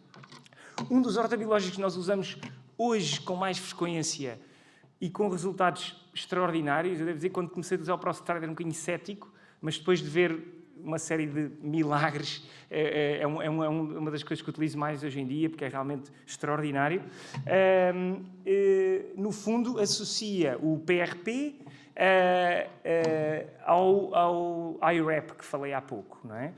Portanto, vai ter os fatores de crescimento do plasma rico em plaquetas e vai ter estes antagonistas das interleuquina 1 que já tinham o IREP, não é? Portanto, no fundo, junta duas coisas. Mesma coisa, colhemos sangue ao cavalo, uma primeira centrifugação em que separamos o plasma rico em plaquetas e faz uma segunda centrifugação para adicionar o IREP. O nome, digamos assim, também se pode chamar, para citar o nome comercial, o nome correto é a solução de proteína autóloga. O outro ortobiológico muito bom, eu não uso com muita frequência, realmente é caro. Há um halogénico, que é este renutente que está ali em baixo, é muito caro, para 1 mililitro custa quase 1000 euros. E, portanto, As células estaminais, o método, digamos assim, mais tradicional, implica uma colheita de medula óssea do externo, como estão a ver ali na imagem em cima, depois tem que ser enviado para uma empresa para incubar, etc. Realmente é muito bom, mas é muito caro e implica não conseguimos usar no momento, não é? Tem aqui algumas desvantagens. Outra solução que estamos a usar muito frequentemente é a alfa-2-macroglobulina. O que é que isto é? É uma molécula de grandes dimensões à qual se vão ligar moléculas envolvidas na inflamação e degradação articular. Nomeadamente as metaloproteinases, que têm uma capacidade de degradar e destruir a cartilagem articular muito grande. O que acontece? Esta molécula, como vemos nessa imagem há pouco, é uma molécula muito grande e vai como que agarrar estes meios inflamatórios e vai depois conseguir, então, entrar na circulação sanguínea e limpar aquela articulação, melhorar o ambiente interarticular, nomeadamente através da redução destas metaloproteinases. As vantagens realmente têm um efeito rápido, entra até mais rápido que o PRP e o Prostride, pode precisar às vezes de alguma repetição, tem a vantagem de podermos, normalmente, há kits de 15 e 30 ml, mas permite, numa só colheita, também implica uma colheita de sangue, uma centrifugação, etc., poder tratar várias articulações de uma forma bastante segura. Tem, por um lado, a desvantagem que não tem os fatores de crescimento que tem o PRP, mas realmente é bastante útil. Recentemente também temos uns kits halogénicos de alfa-2-macroglobulina, agora muito recentemente, eu por acaso ainda não estou a utilizar, em que, digamos assim, eles vêm congelados, um frasquinho pequenino, se tiver que tratar só uma articulação ou duas, fica mais em conta do que este sistema que dá um volume maior. Outras opções que temos aqui são a poliacridamida hidrogel.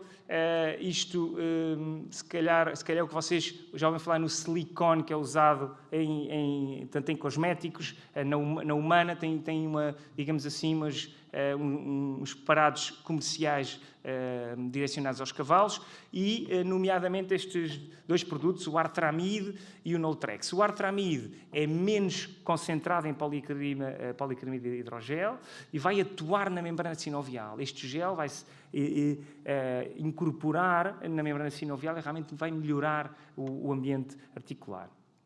O Noltrex é o mesmo produto, mas mais concentrado e vai realmente aumentar a viscoelasticidade, tem um efeito quase mais na própria superfície articular. Há outro produto, que é o Sungates, é o stanozolol. Isto realmente é um anabolizante e é doping, tem-se de ter cuidado, mas tem algum efeito anabólico sobre a articulação. Outras opções halogénicas, temos recentemente este também, o Regenaflex e Stridaflex, que é um derivado de membrana amniótica equina, portanto é outra solução halogénica, não é? Que já vem nestes frasquinhos e que se podem, digamos assim, injetar em tendões, em ligamentos, em articulações. E é rico numa série de produtos, exossomas, proteínas, citoquinas e fatores de crescimento. Não tenho grande experiência, recebi-os agora, começaram a usar, mas já está a ser bastante usado também nos Estados Unidos. Há outro produto também, recentemente, que são, portanto, os derivados do colagênio, que também, portanto, há muita coisa nova a aparecer na medicina regenerativa e, sem dúvida, é o futuro. Outro produto que ainda não saiu, provavelmente vai sair, mas já tem um paper a dar-lhe suporte, é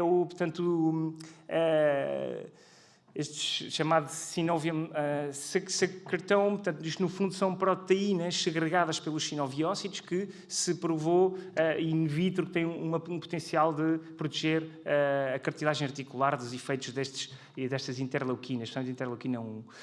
E além disso, tem outras proteínas envolvidas na homeostase, assim, na melhoria do ambiente articular. Acho que vai sair muito em breve nos Estados Unidos de uma forma comercial. Então, quando é que está indicado usar os ortobiológicos?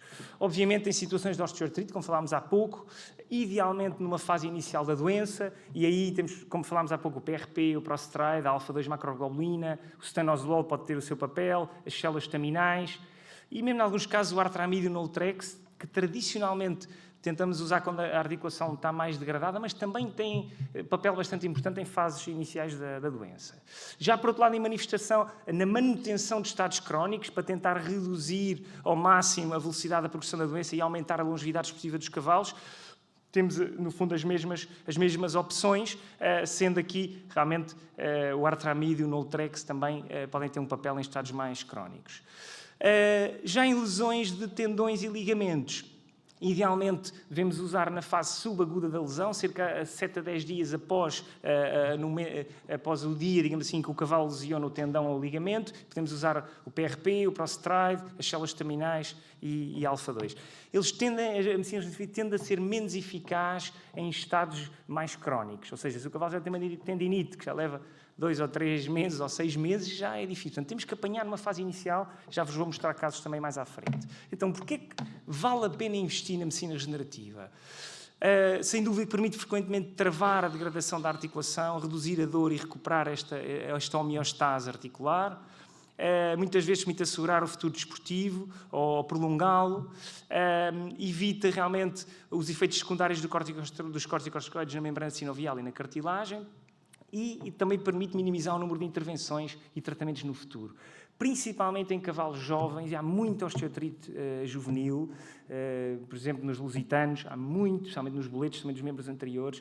Se nós começamos a pôr cortisona num animal aos 3 anos, estamos a complicar. Mas como ciência regenerativa, muitas vezes conseguimos manter estas articulações saudáveis e geri-las muito, muito mais no longo prazo.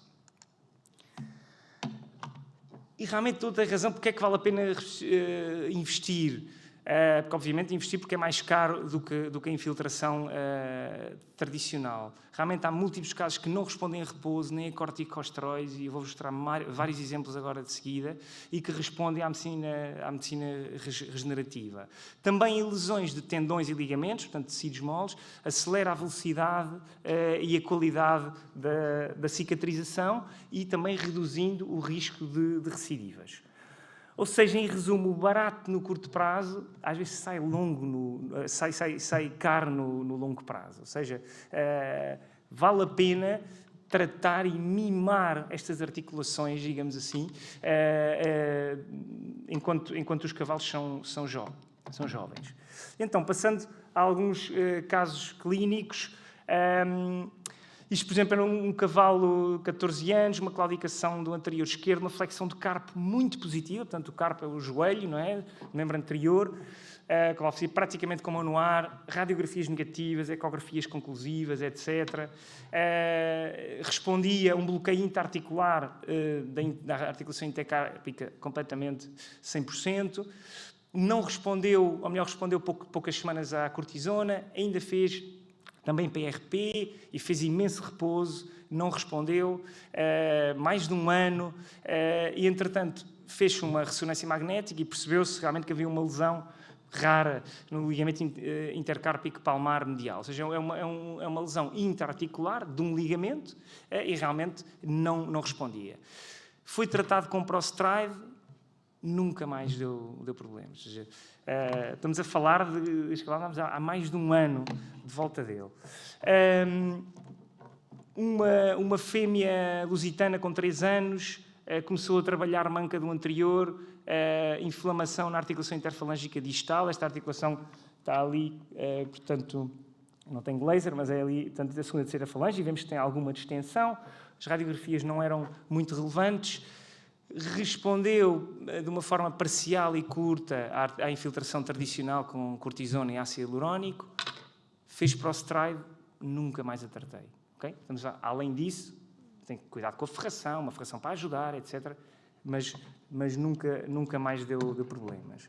Outros casos, este é um caso realmente bastante impressionante, uma égua estava manca, a poldra também começou a trabalhar, manca, com inflamação na interfalângica distal, na articulação do casco, a mesma articulação que falávamos antes, não respondeu ao repouso, não respondeu à ferração.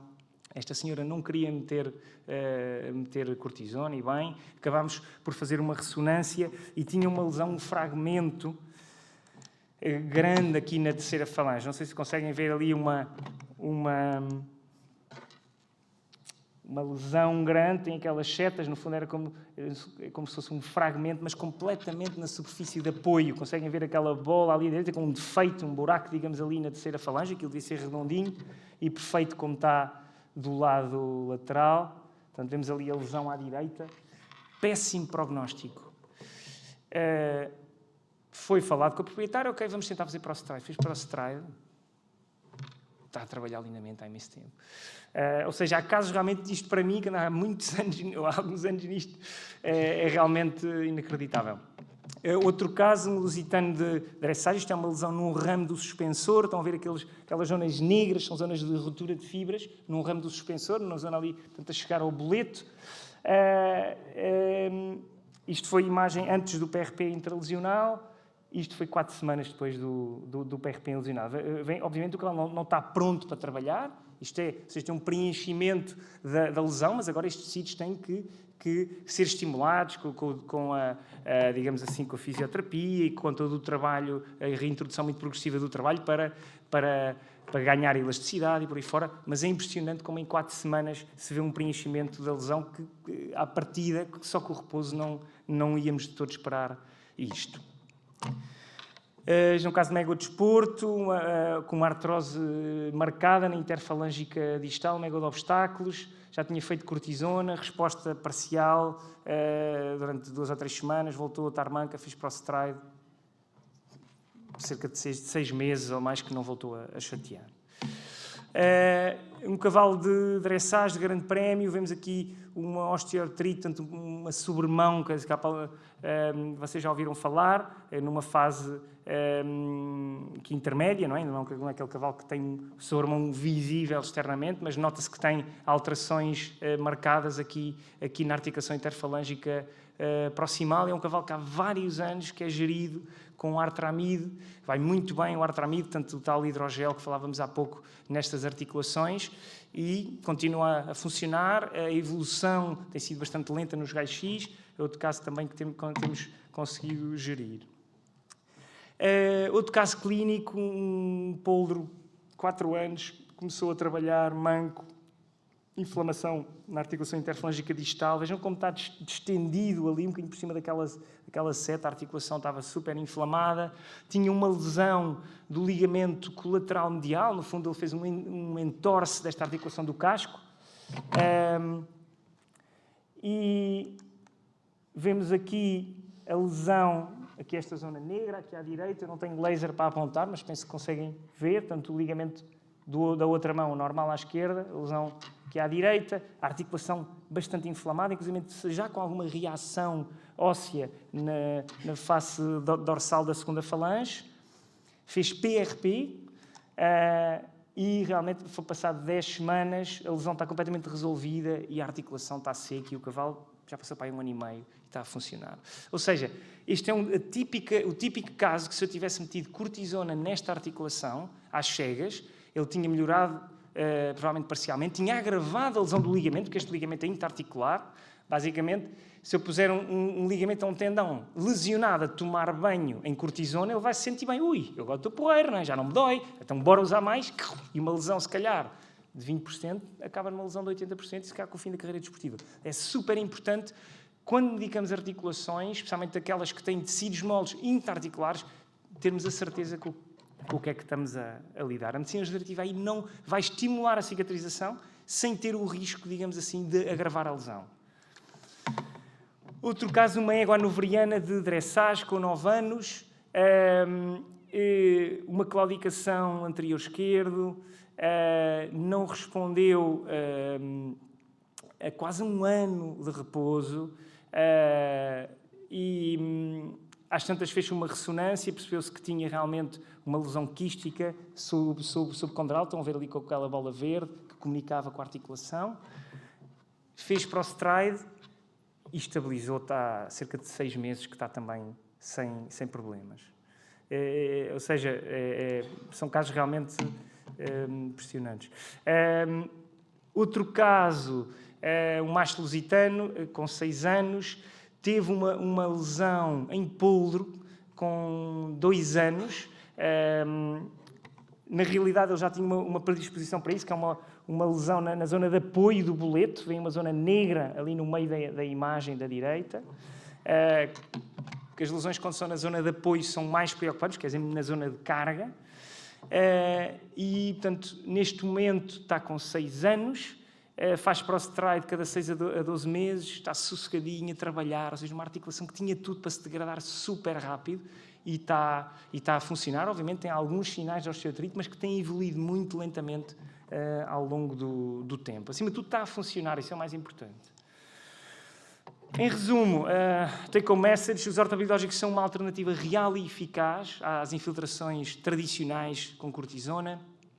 Cada vez dispomos de mais opções para mudar o curso da osteoartrite, reduzir a progressão, aumentar o bem-estar e a longevidade desportiva dos nossos equinos. Os ortobiológicos também permitem uma recuperação mais rápida e reduzir a taxa de recidivas em lesões de tendões e ligamentos. Obviamente, tem uma relação custo-benefício claramente vantajosa em relação às terapias tradicionais. E muito obrigado pela vossa paciência. Obrigado nós pelo seu contributo. And now I will introduce our next speaker, the director of Spogge Horse, one of Europe's largest and most influential trade fairs dedicated to the equestrian world. Held in Cologne, Germany, Spogge Horse brings together top brands, professionals, innovators, and decision-makers from all around the globe, showcasing the latest trends, products, and technologies shaping the future of equestrian industry. Today, we will have an exclusive insight into this renowned event and how it continues to serve as a platform for global exchange, collaboration, and growth in the equestrian market. Ladies and gentlemen, with you, I invite to the stage Mr. Bernd Voss, the director of Spogge Horse.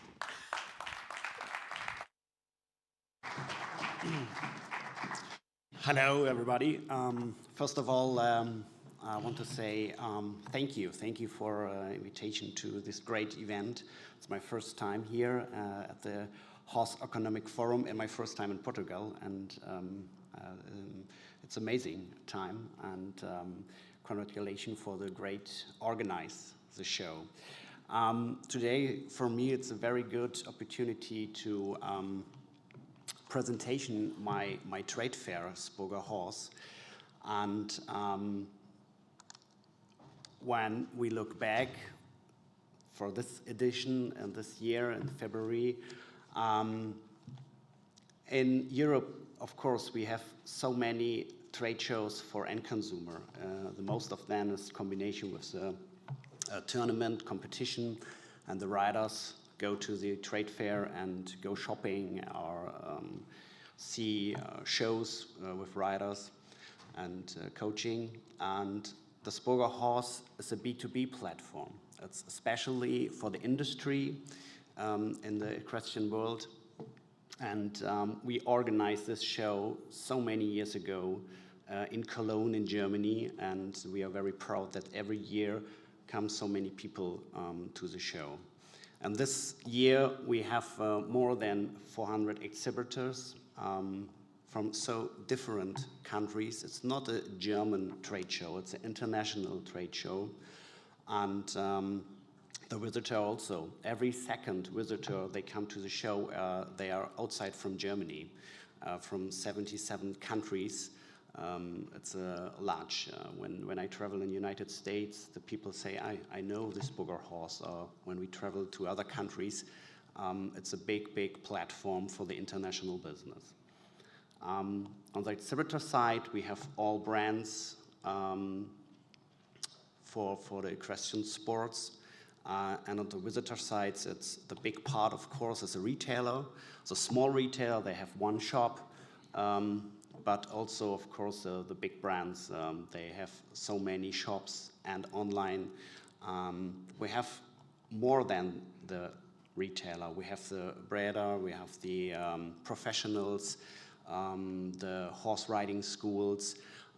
So different people come to the show, they make a business with horses.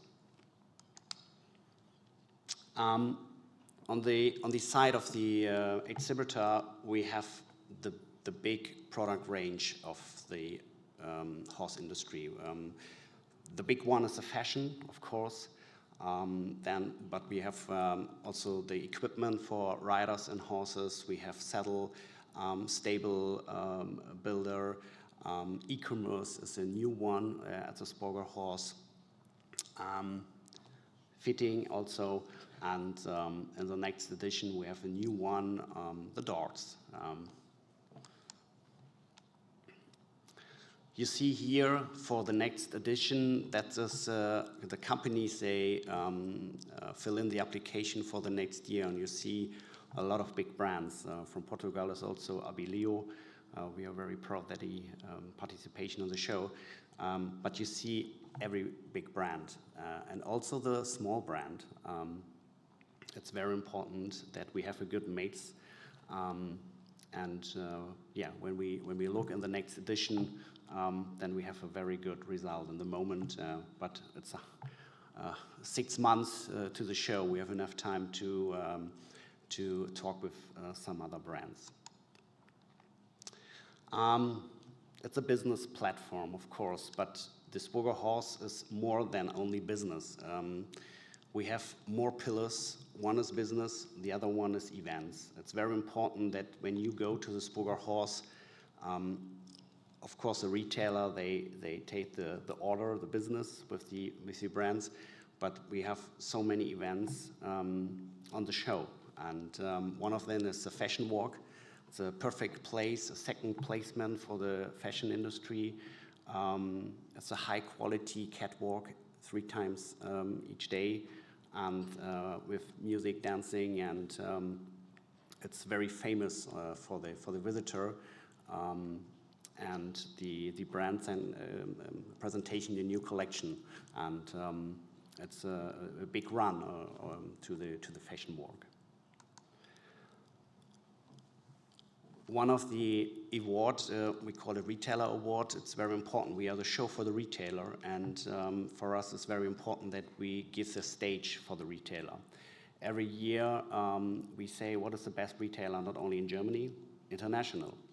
It's open for everybody, retailer all over the world, and we have an award, and we say what is the best retailer, what is the best concept, what is the best store, what's the best idea. And it's very famous, and we are very proud that we have a stage for the retailer. 5 years ago, we start with a completely another event. We call it Creator Days. You know, and this time it's very important that we have social media accounts, your company, your person, you have a social media account. And equestrian world is so many people. They created videos, content, and we have 2 days on the show, the Creator Days, and it's in a separate room, and we bring together the influencer, people from the online marketing, the industry, with interested speakers from other sectors outside the equestrian world, and then we talk about what is the new idea, what is the risk, what is the solution for good works in social media. And it's the last 2 editions, we have so many influencers from European. They travel to Cologne, and it's a very good mix of all of them. And we bring together.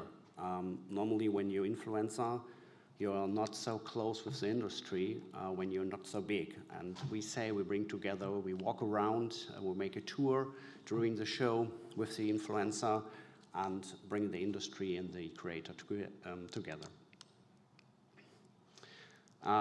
Yeah, in the middle of the halls, it's our stage, the stage. That is every day we have a full program with panels, with talks, with award ceremony, and we're streaming this all over the world with the streaming partner Clip My Horse.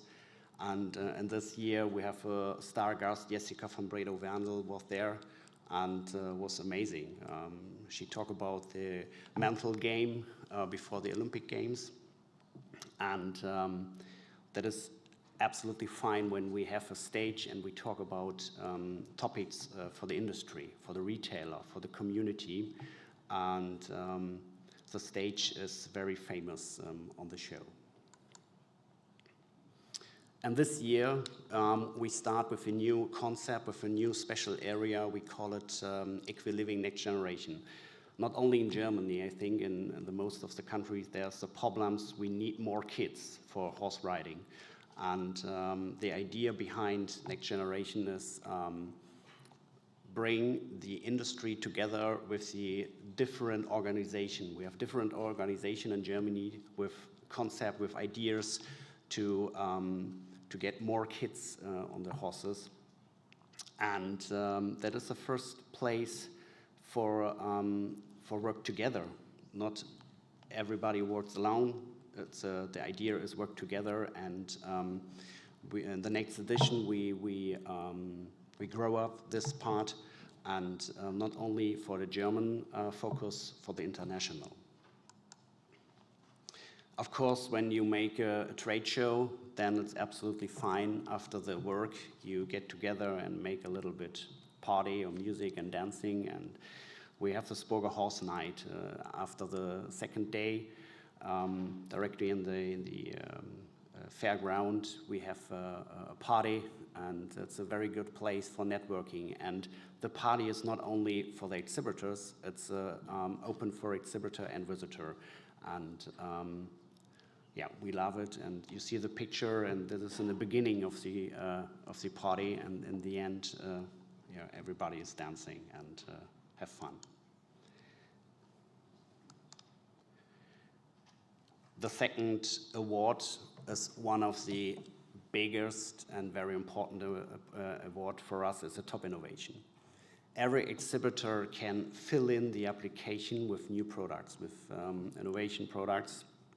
We start in September, and it's a very nice competition because the big brands in the same competition like the startup company, and they send us photos, videos, and details to the products, and we give the information to a separate jury member. It's not, nobody from the Köln Messe, Sporger Horse are in the jury member. It's important for me that we have a jury, professionals, athletics, influencer, and so on, retailer, of course, and they prove the products, and then after then we have a result. And last year we have more than 50 products all over the world from our exhibitor. And I see what is innovation power in the horse industry.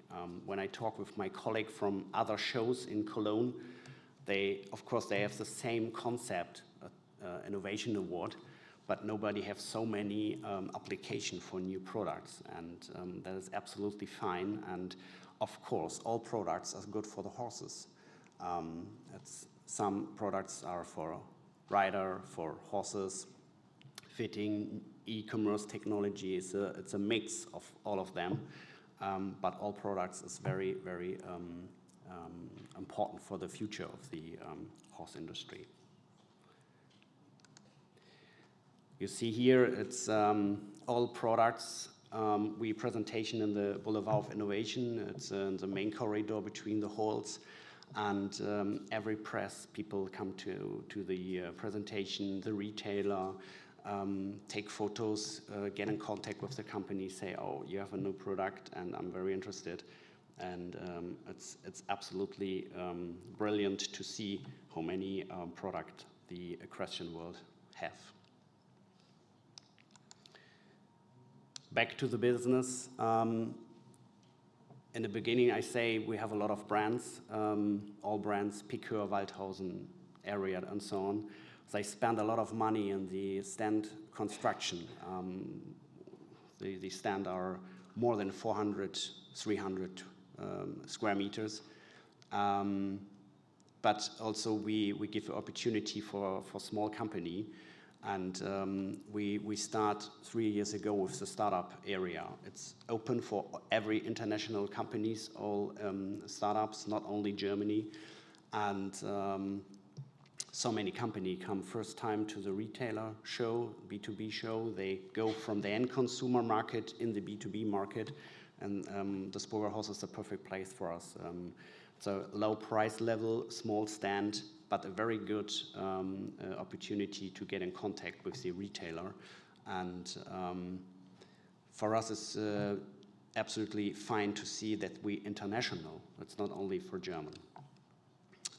This year we start with the e-commerce village. You know, I think e-commerce is very important for every retailer, for every industry partner, but in the equestrian world is the e-commerce not so fast, and we give a push. We have a lot of exhibitor with the solution for showcases, for database, for creating a web shop, whatever.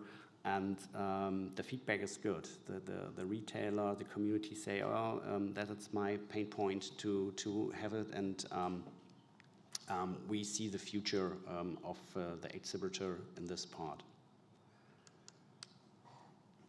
In the past, we have, of course, we have some companies from the stable builder and equipment for the stable. And they say, we don't have the right visitor. But now they change. On the visitor side, we have also a stable owner, right school owner, and then we open our product range with the stable village. The big brands come to the show and presentation on the Spogerhaus because they are interested in the international contacts. In Germany, of course, we have a big B2C trade fair, but we are the biggest international show, and that is for the stable builder very, very good. And then in the beginning I say the dog come back to the Spogerhaus. I'm sure everyone who loves horse, the most of them loves dog also, and we talk about with some suppliers from the dog segment, and he say, yeah, yes, this is the right place, and the next time we have the first time the dog village, and we bring together. And of course, in the horse industry, some companies, they produce not only for the horses, they produce for the dog also. You see the different pillars. The Spogerhaus is, of course, a B2B trade show. That is the main target, bring the industry together with the retailer. But it's more. It's event, it's award, new connecting, networking, and that is our target, to grow up the Spogerhaus for the whole community, for everybody all over the world. And we're very proud that we have a very good background from the industry. They come every year to Cologne. Next, you see a short video, and you see the quality of the Spogerhaus, and take a look. Herzlich willkommen auf der Spogerhaus 2025.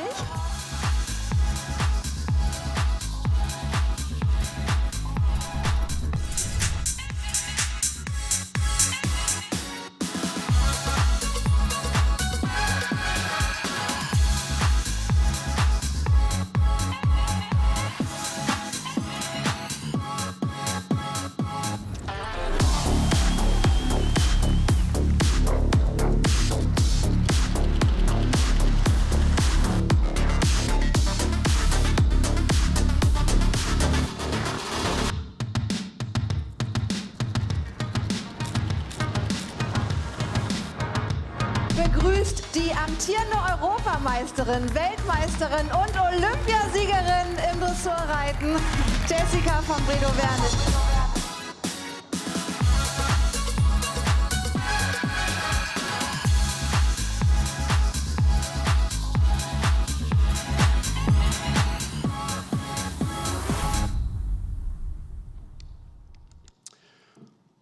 Yeah, I hope I see you soon next year in February at the Spoga Horse.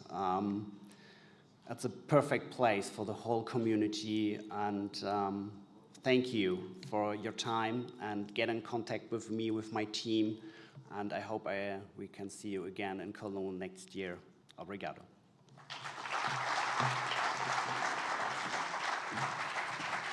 Thank you very much. For sure, we will be heading to Cologne next year. And now, our next speaker is a member of the board of the European Equestrian Business Association, where he plays a key role in shaping strategic visions for the future of the equestrian industry. With extensive experience, he brings a valuable perspective on the evolving dynamics of the market. In this presentation, he will provide an overview of entrepreneurship and market trends within the European sector, offering insights into challenges and opportunities influencing the industry today. Ladies and gentlemen, with you, Frank Virkirchen.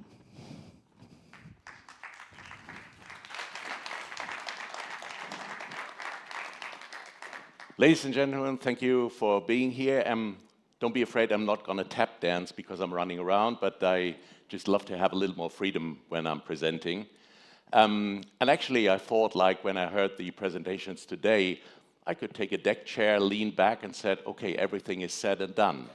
But I would like to say welcome back after this marvelous presentation about the Spoga to the world of the business in the equestrian world. So, who are we? Whom am I representing?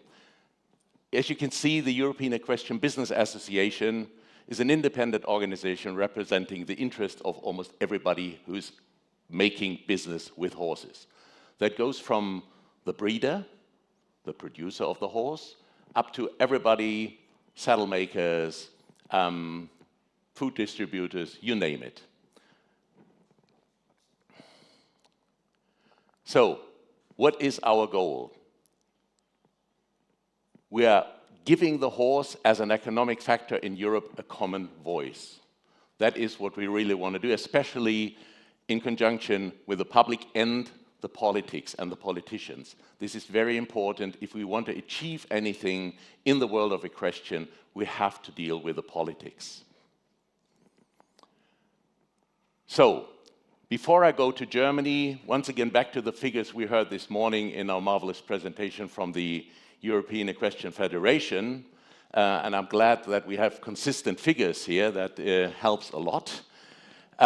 So we have about 6 million horses in Europe. 6 million. This is more than some population of smaller states in Europe have overall. Another figure which was pretty important to have this morning was the turnover which we create in Europe in the business. This is more than 100 billion euros. Just get the number again, 100 billion euros, which we're talking about in Europe. That is about 44% of the world market in equestrian. That is created just in Europe. So you can see the importance which we're talking about. Roughly 400,000 people directly earn money with the horse in Europe. Overall, if you go to the sidelines, you're getting up to like 900,000 jobs which are somehow related to the horse. A very important market and a very important thing to talk about. Even more important is that, for example, we have, and we heard that this morning as well, 6 million hectares of land from the agricultural side, which are used for the horse. 6 million hectares. Now, I would like to break it down. Unfortunately, I am German, so I'm just taking some German figures as an example here. In Germany, we have 4 million people that ride. From the very little ones, which are just, they can ride before they start to walk, up to the top riders we have just seen in the last presentation with Jessica von Bredow-Wendel being Olympic champion and what else, you name it. These people ride and are living for their horse. 1.3 million horses we just have in Germany, out of the 6 million which are in the European Union. 1.3 million we have in Germany. But, look at the next bullet, please. Experts are really afraid that this will decrease by 30% in the next 5 years. Why is that the case? And that comes when we come to socio-political things. We have ongoing wars in Europe. We have the horse being a luxury product again. I will emphasize on that in a second. We have other big players in the world, I'm not going to name anybody, who are affecting the economics in a way that is not pro-horse and will not encourage people to buy or keep horses. So therefore, this is a very alerting number to think about the fact that we may have 30% less horses and less people dealing with horses somehow in the next 5 years. In Germany, just Germany, 300,000 jobs are attributed to the horse sector. That's a lot. That's a lot for the German economy. More than 10,000 companies just in Germany have horses as their main business. Just imagine the figure, 10,000 companies. The turnover in Germany, I told you about the 100 billion euros in Europe already. The turnover in Germany is 6.7 billion euros. 39% spent on horse keeping, very important figure there, and the rest, 61%, on retail and services. And this is where we come in as a business association and say, wow, this is a hell of a lot of money we have to talk about, and how can we deal with that? Let me just go back a little bit to the historical background of the horse, because that is important for the industry in the future specifically. If we look 100 years back, the horse comes more or less from a military use. You had an agricultural use as well, yes, but horses were mainly used, and even before that, in the medieval times and later on in the military.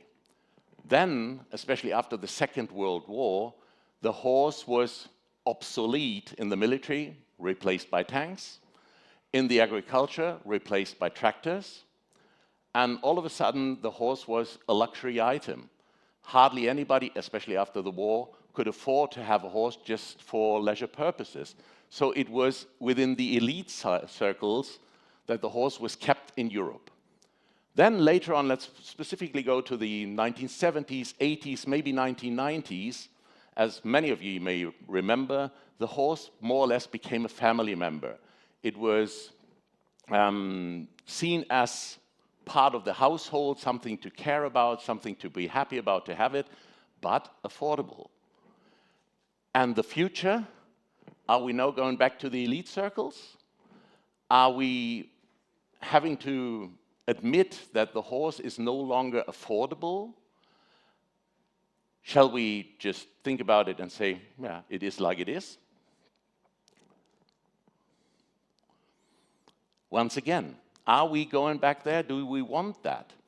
I think most of us, I wouldn't say all, but most of us will agree upon the fact that we say no.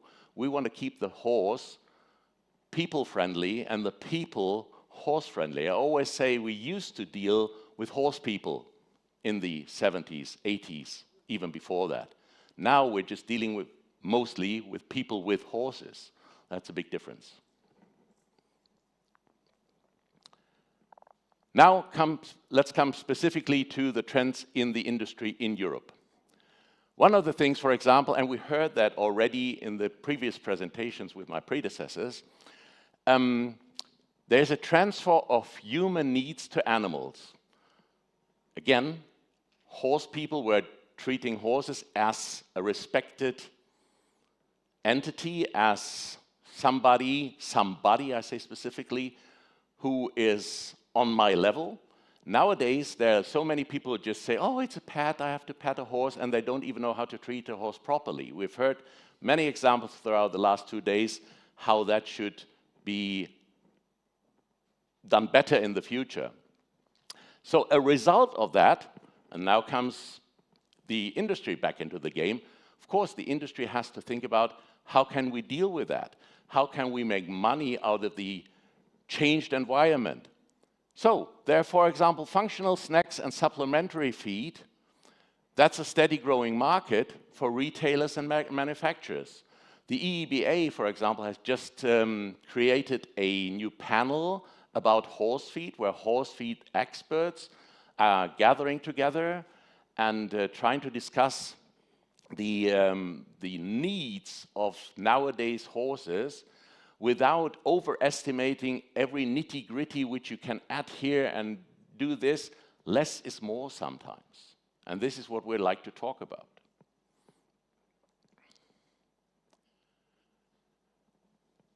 Opportunities which we have in the markets.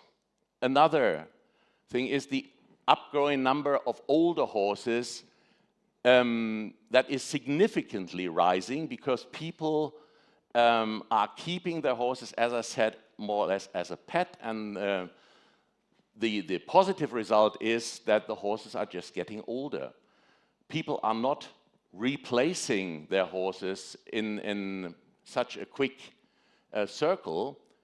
So then you have emerging markets which have to be identified for these senior horses, for, just as an example, special feed, just talked about it, special services like equine dentists, tailor-made adjustment, osteopathy, that all needs to be addressed, and that is an opportunity for the industry to hop on that and see what's going on. I'd like to make a little sidestep here, for example, to something we heard in the last presentation. We have to make up our mind about how is the horse nowadays connected, for example, to dogs. Dogs will be present at the next SPOGA. They have identified that as a market. Yes, we have to think about that. And another thing which I'm not so happy about, I frankly admit that, is the hobby horsing. Hobby horses, to me, and you get that statement to me, do not have anything to do with horses. That's gymnastics, or that's something for kids, but if I see grown-up people running around in an indoor arena and making a fool out of themselves, from my perspective, you can have a different opinion, I'm fine with that, but that's nothing to do with horses. But there are certain companies in the horse market, and Bernd, you know whom I'm talking about, they identified that as a market, and it's a big market. You can get everything for your hobby horse. You can get wooden treats, you can have a farrier appointment, you can have an equine document for the horse, you can get everything. You can buy it. It's money-making, but it's legal. That's okay if people want that, but from my point of view, please stay away with a hobby horse from me. Never get me one for my birthday. Thank you. So, this is important now. Sustainability in the equestrian industry. Please read that, because that was said by the CEO of the British Equestrian. I think this is really super important.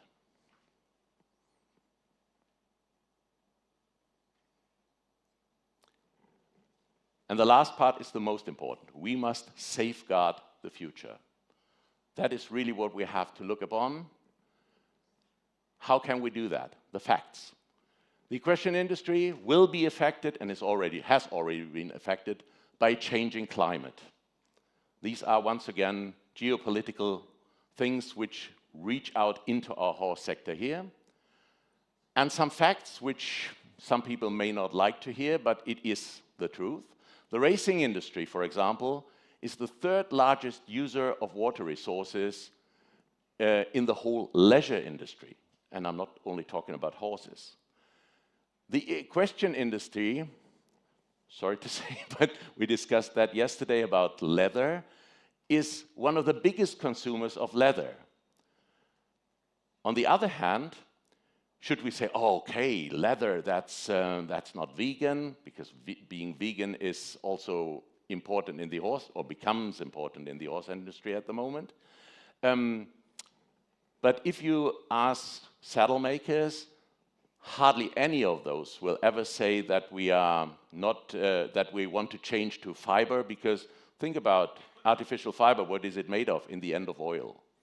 So is that okay if we change leather to oil products? Just food for thought.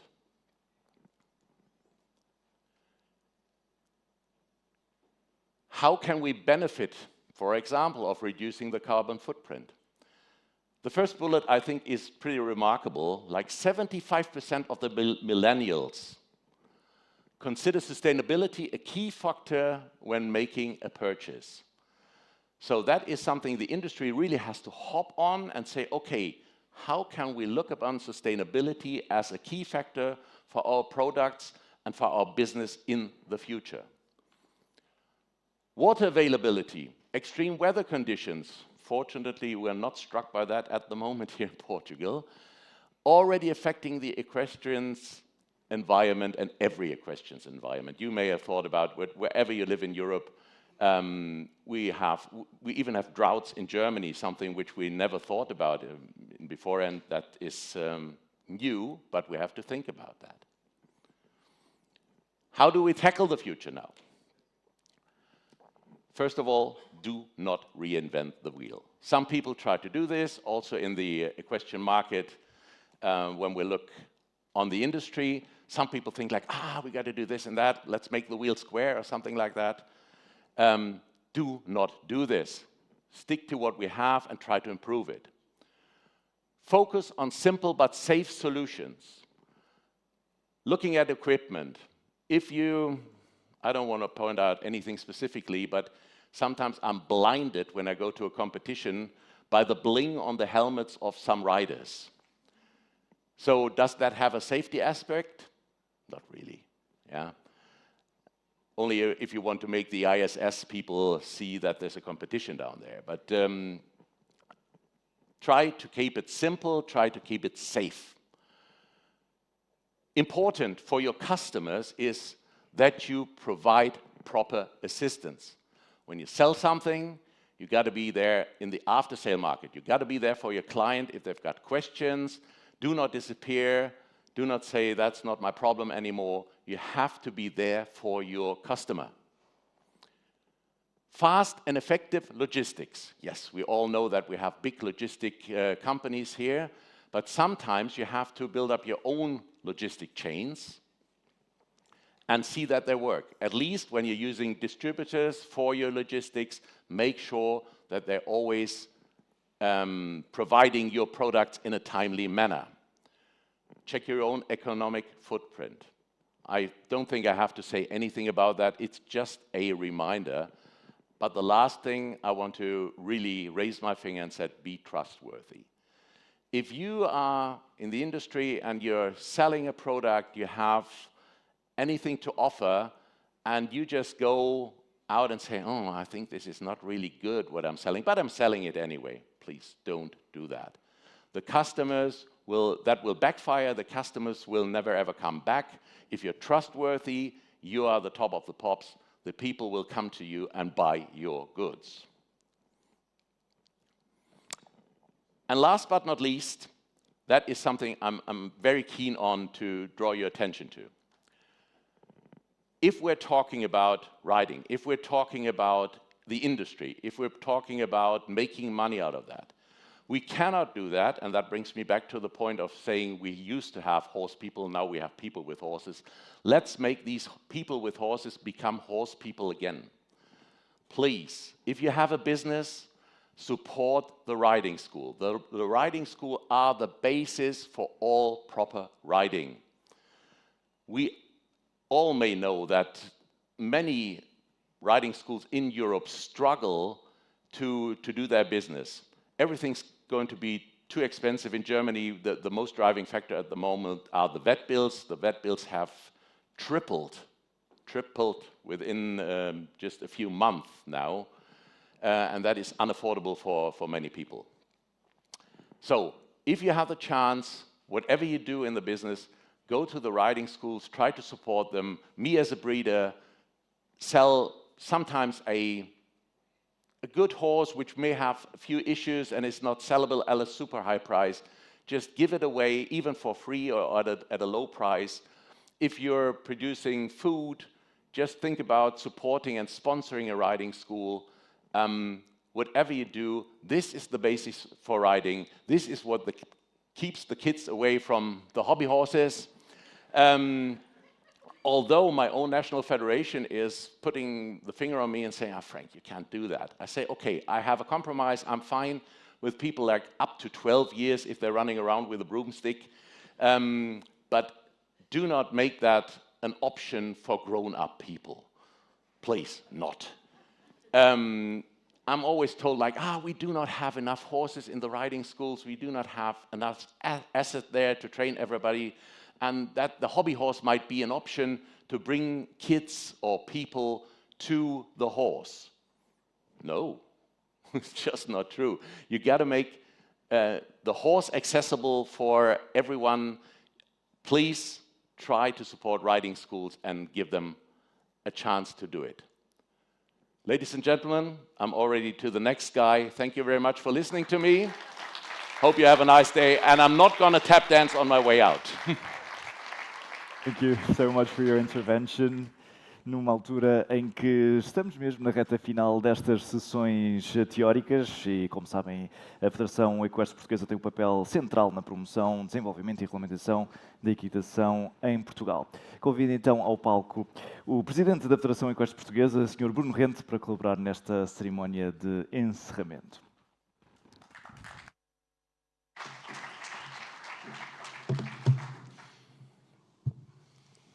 Muito bom dia. Não sei se me faço ouvir bem. Muito bem. Estimada Senhora Vice-Presidente da Câmara Municipal de Alter do Chão, doutora Raquel Palmar, que muito estimo e que agradeço tudo o que temos construído juntos e que daqui a pouco vamos dar ainda outro passo no protocolo entre a Federação Equestre Portuguesa e a Associação dos Municípios Portugueses do Cavalo. Estimado Sr. Vice-Presidente da Câmara Municipal de Alter do Chão, caro Martinho Azinheira, que na sua pessoa permita-me agradecer a todos os autarcas deste país por todo o apoio que proporcionam ao desporto, sendo os municípios o grande garante do desporto em Portugal, com apoios incomparáveis aos que são proporcionados pelo Governo Central e, por isso, o nosso, e na sua pessoa, muito obrigado a todos os autarcas deste país. Permita-me então agradecer aqui à Câmara Municipal de Alter o convite para estar aqui hoje, mas também pela ousadia de tornarem este evento possível e reincidirem neste momento que nos proporcionam, onde é possível ouvir e trocar experiências com esta qualidade de oradores e trazer temas tão importantes para a nossa ordem do dia. Já colocaram este evento num patamar em que todos aguardamos já pela próxima edição.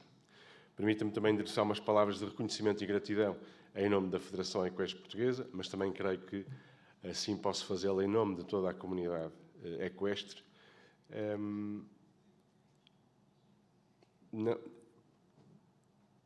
Agradecer este evento de reconhecimento, não só à Câmara Municipal de Alter, mas também aos patrocinadores e à organização deste fórum por tornarem este evento possível e, igualmente, à revista Equitação por ajudar a divulgar o evento e a disseminar o conhecimento aqui trazido nas diversas plataformas. Estimado amigo Presidente da Federação Equestre Europeia, caro Quentin Simonet, que não só muito agradeço a sua presença aqui hoje, mas também a amizade que temos sentido e a grande disponibilidade para partilhar todo o seu saber e apoio à nossa Federação. Iniciando recentemente as funções de Presidente da Federação Equestre Europeia, desejar-lhe, mais uma vez e publicamente, as maiores felicidades e endereçar todo o nosso apoio para o que entender sermos úteis. Caros oradores, bem-vindos e obrigado pela partilha de conhecimento que nos trouxeram e para os que vieram de outras geografias, espero que estejam a ter uma boa experiência no nosso país e que levem boas recordações para partilharem com as suas famílias e amigos. Ora bem, cabe-me a mim fazer um breve resumo deste evento, até este momento, e com um painel tão interessante como o que temos tido a oportunidade de ouvir, não é tarefa fácil. Poderia até demorar umas breves horas, não acontecerá, mas também peço previamente aqui um desculpas prévias por ter que ser muito em formato ou quase de relato e, portanto, pode tornar-se até, por vezes, um pouco aborrecido. Bom, mas quando estava a preparar este resumo, se fizesse, lembrando de fazermos aqui um exercício de resumir este evento numa só palavra. E creio que essa palavra poderia ser conhecimento. Poderia também utilizar a palavra sucesso, já que tivemos mais de 200 inscritos, de mais de 200 nacionalidades diferentes, mas creio que nos traz aqui vontade de saber mais sobre o universo do cavalo, e estão a ser 2 dias de intensa partilha de conhecimento e trocas de experiência e também novas amizades. Neste fórum aprendemos mais sobre os padrões de comportamento dos cavalos e o seu impacto no desempenho desportivo. Aprendemos mais sobre áreas tão importantes como a osteopatia, fisioterapia equina, medicina dentária equina. Aprofundamos conhecimentos sobre a saúde do casco, onde tivemos um painel muito importante, moderado pelo Dr. Tomé Fino, e com a participação da Associação Portuguesa de Ferradores, em que teve um importante compromisso do nosso Secretário de Estado, Engenheiro João Moura, num importante passo de reconhecimento desta profissão, e espero que seja um exemplo esta associação para a criação de muitas outras, como a dos tratadores, por exemplo, ganhando aqui o reconhecimento que merecem no nosso dia-a-dia. Mas também do saddle fitting, em que algo tão óbvio muitas vezes nos passa despercebido, como, por exemplo, a importância da sela ajustada ao cavalo pode ter um impacto positivo ou negativo nos anos seguintes, quando se desbasta um cavalo, e que pode ser uma das chaves para o bem-estar e a sintonia do cavalo-cavaleiro. Abordou-se também a componente económica da nossa atividade, que nos foi trazida não só pelo Dr. Álvaro Lopes Dias, onde partilhou connosco o seu estudo do cluster equestre português, que, na sua visão, tem um impacto económico direto de 1,5 mil milhões de euros em Portugal, num impacto global de 2,7 mil milhões de euros, representando mais de 90 mil postos de trabalho, mas também em diplomacia económica, que também foi abordado pelo Sr. Embaixador de Índia em Portugal, e sendo Portugal um país exportador líquido de cavalos, seja não só na criação para exportar estes cavalos, mas também na preparação de cavalos, vendendo-os ainda com um valor acrescentado. É, portanto, uma atividade de alto valor e que traz ao nosso país mais de 115 mil turistas equestres, isto é o que nós conseguimos percepcionar, representando 28 milhões de euros. Devo referir que só em competições equestres registramos na Federação mais de 1000 cavaleiros de diferentes nacionalidades que vêm a Portugal competir, trazendo os seus cavalos e equipas para estadias que podem ir de 5 dias a vários meses. Hoje, facilmente circula num fim de semana mais de 1000 cavalos em competição de norte a sul do país. Mas também foi abordado pelo Frank, há uns minutos atrás, e pelo presidente da HEF, onde partilhou que a fileira equestre tem um impacto económico de 100 bilhões de euros, 400 mil de trabalhadores efetivos, mais de 6 milhões de cavalos, mais de 6 milhões de hectares de permanente utilização pelos cavalos. Assim, podemos melhor percepcionar o impacto económico e social da fileira do cavalo, que passa não só pelo impacto em euros, mas pela valorização do território. Veja-se o caso desta maravilhosa região, o que seria Alter sem o cavalo, perdia certamente um grande pilar de sustentabilidade e desenvolvimento. O Frank trouxe-nos também uma visão sobre os desafios futuros e tendências, alguns deles até em formato de ameaça e que temos de estar atentos e antecipar medidas. Abordou-se também o turismo equestre, em que tivemos o prazer de ter connosco o Presidente do Turismo do Alentejo e Ribatejo, Dr. José Manuel Santos, que comunga com a Federação que o turismo equestre é uma oportunidade estratégica ainda pouco aproveitada em Portugal. Ciente desse potencial, a Federação Equestre Portuguesa conclui que tem de ser um agente ainda mais ativo, tendo por isso ganho importância na nossa atividade e funcionamento, espelhada até numa vice-presidência. Portanto, o turismo equestre tem um grande valor, um grande potencial e cabe a todos nós o seu desenvolvimento. Conscientes disso, aproximamos-nos também da Secretaria de Estado do Turismo, criamos um grupo de trabalho com o Turismo Portugal e unimos esforços também com o Ministério da Agricultura e criando até a Associação dos Municípios Portugueses do Cavalo, em que o município de Alter tem sido um dos grandes impulsionadores e que, naturalmente, muito agradecemos. Também aqui o empreendedorismo e o valor da Spog Horse e a apresentação do Frank, da European Equestrian Business Association, nos servirá certamente de inspiração para os próximos tempos e sairemos daqui muito mais inspirados e motivados em criar e inovar no contexto que amamos, que é o universo do cavalo. Outro dos pilares destes dias foi como melhor percepcionar e relacionar o nosso comportamento com o cavalo. E com isso também nos impacta na nossa atitude com os outros e na sociedade, não só no desporto. A sessão da Lisa Paul também nos abriu o apetite para sabermos mais sobre estas áreas de conhecimento e comportamento relacional e que temos grande expectativa de assistir à sua sessão da tarde. Ou como a tecnologia nos apoia, não só nas técnicas veterinárias e de diagnóstico, por exemplo, como também em coletar data relacionada com comportamentos, como nos trouxe há momentos a Corinne do PAIAR. Ou a medicina regenerativa trazida pelo Dr. Tomé Fino, que nos ajudou a perceber como esta terapia avançada e inovadora nos pode ajudar na recuperação e no bem-estar equino.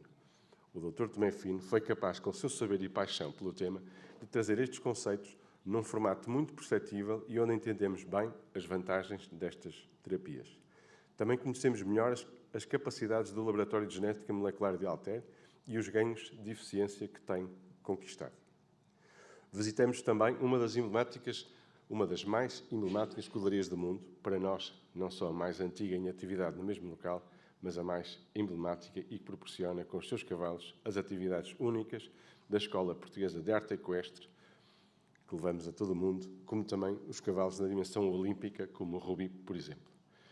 E também percebemos que temos o desafio de continuar a demonstrar à nossa sociedade o poder social do cavalo e que somos o desporto que mais entrega ao bem social. Veja-se os milhares de horas de equiterapia que são ministradas todos os dias nos nossos centros hípicos e que, infelizmente, pelo aumento de casos de autismo, entre outros, são cada vez mais necessárias.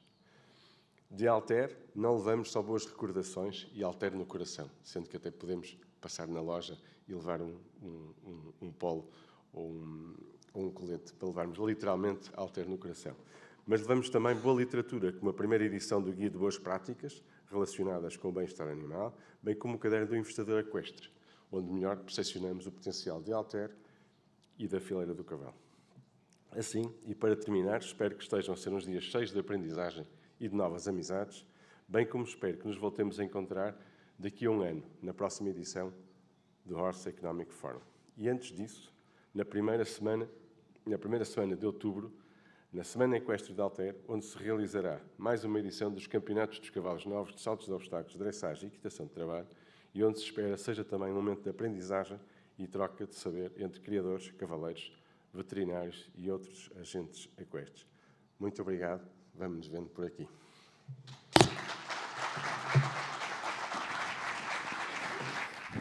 Muito obrigado. And we are reaching the end of these theoretical sessions. However, after lunch, don't forget we have plenty of activities that will be held next to in the Culeria of Alter, starting at 3:30 until 7:15. Plenty of activities, both at the Picadeiro Gomes da Silva and also Pátio Dom João V. Chegamos então ao final destas sessões teóricas desta segunda edição do Horse Economic Forum. Recordo então que agora temos uma pausa para o almoço, mas ainda temos um programa muito completo pela tarde fora, desde as 13h30 da tarde até às 19h15. Estão todos naturalmente convidados a juntarem-se a nós na Cudelaria de Alter do Chão. As indicações para encontrarem os locais das atividades estão bem indicadas à chegada, portanto, creio que não terão problemas em encontrar pelo menos o balcão de informação que está logo junto ao parque de estacionamento. Da minha parte, João Francisco Costa, foi um enorme prazer estar convosco nesta segunda edição do Horse Economic Forum. Conto convosco para o ano, para a terceira, e até lá fiquem bem. Até a próxima.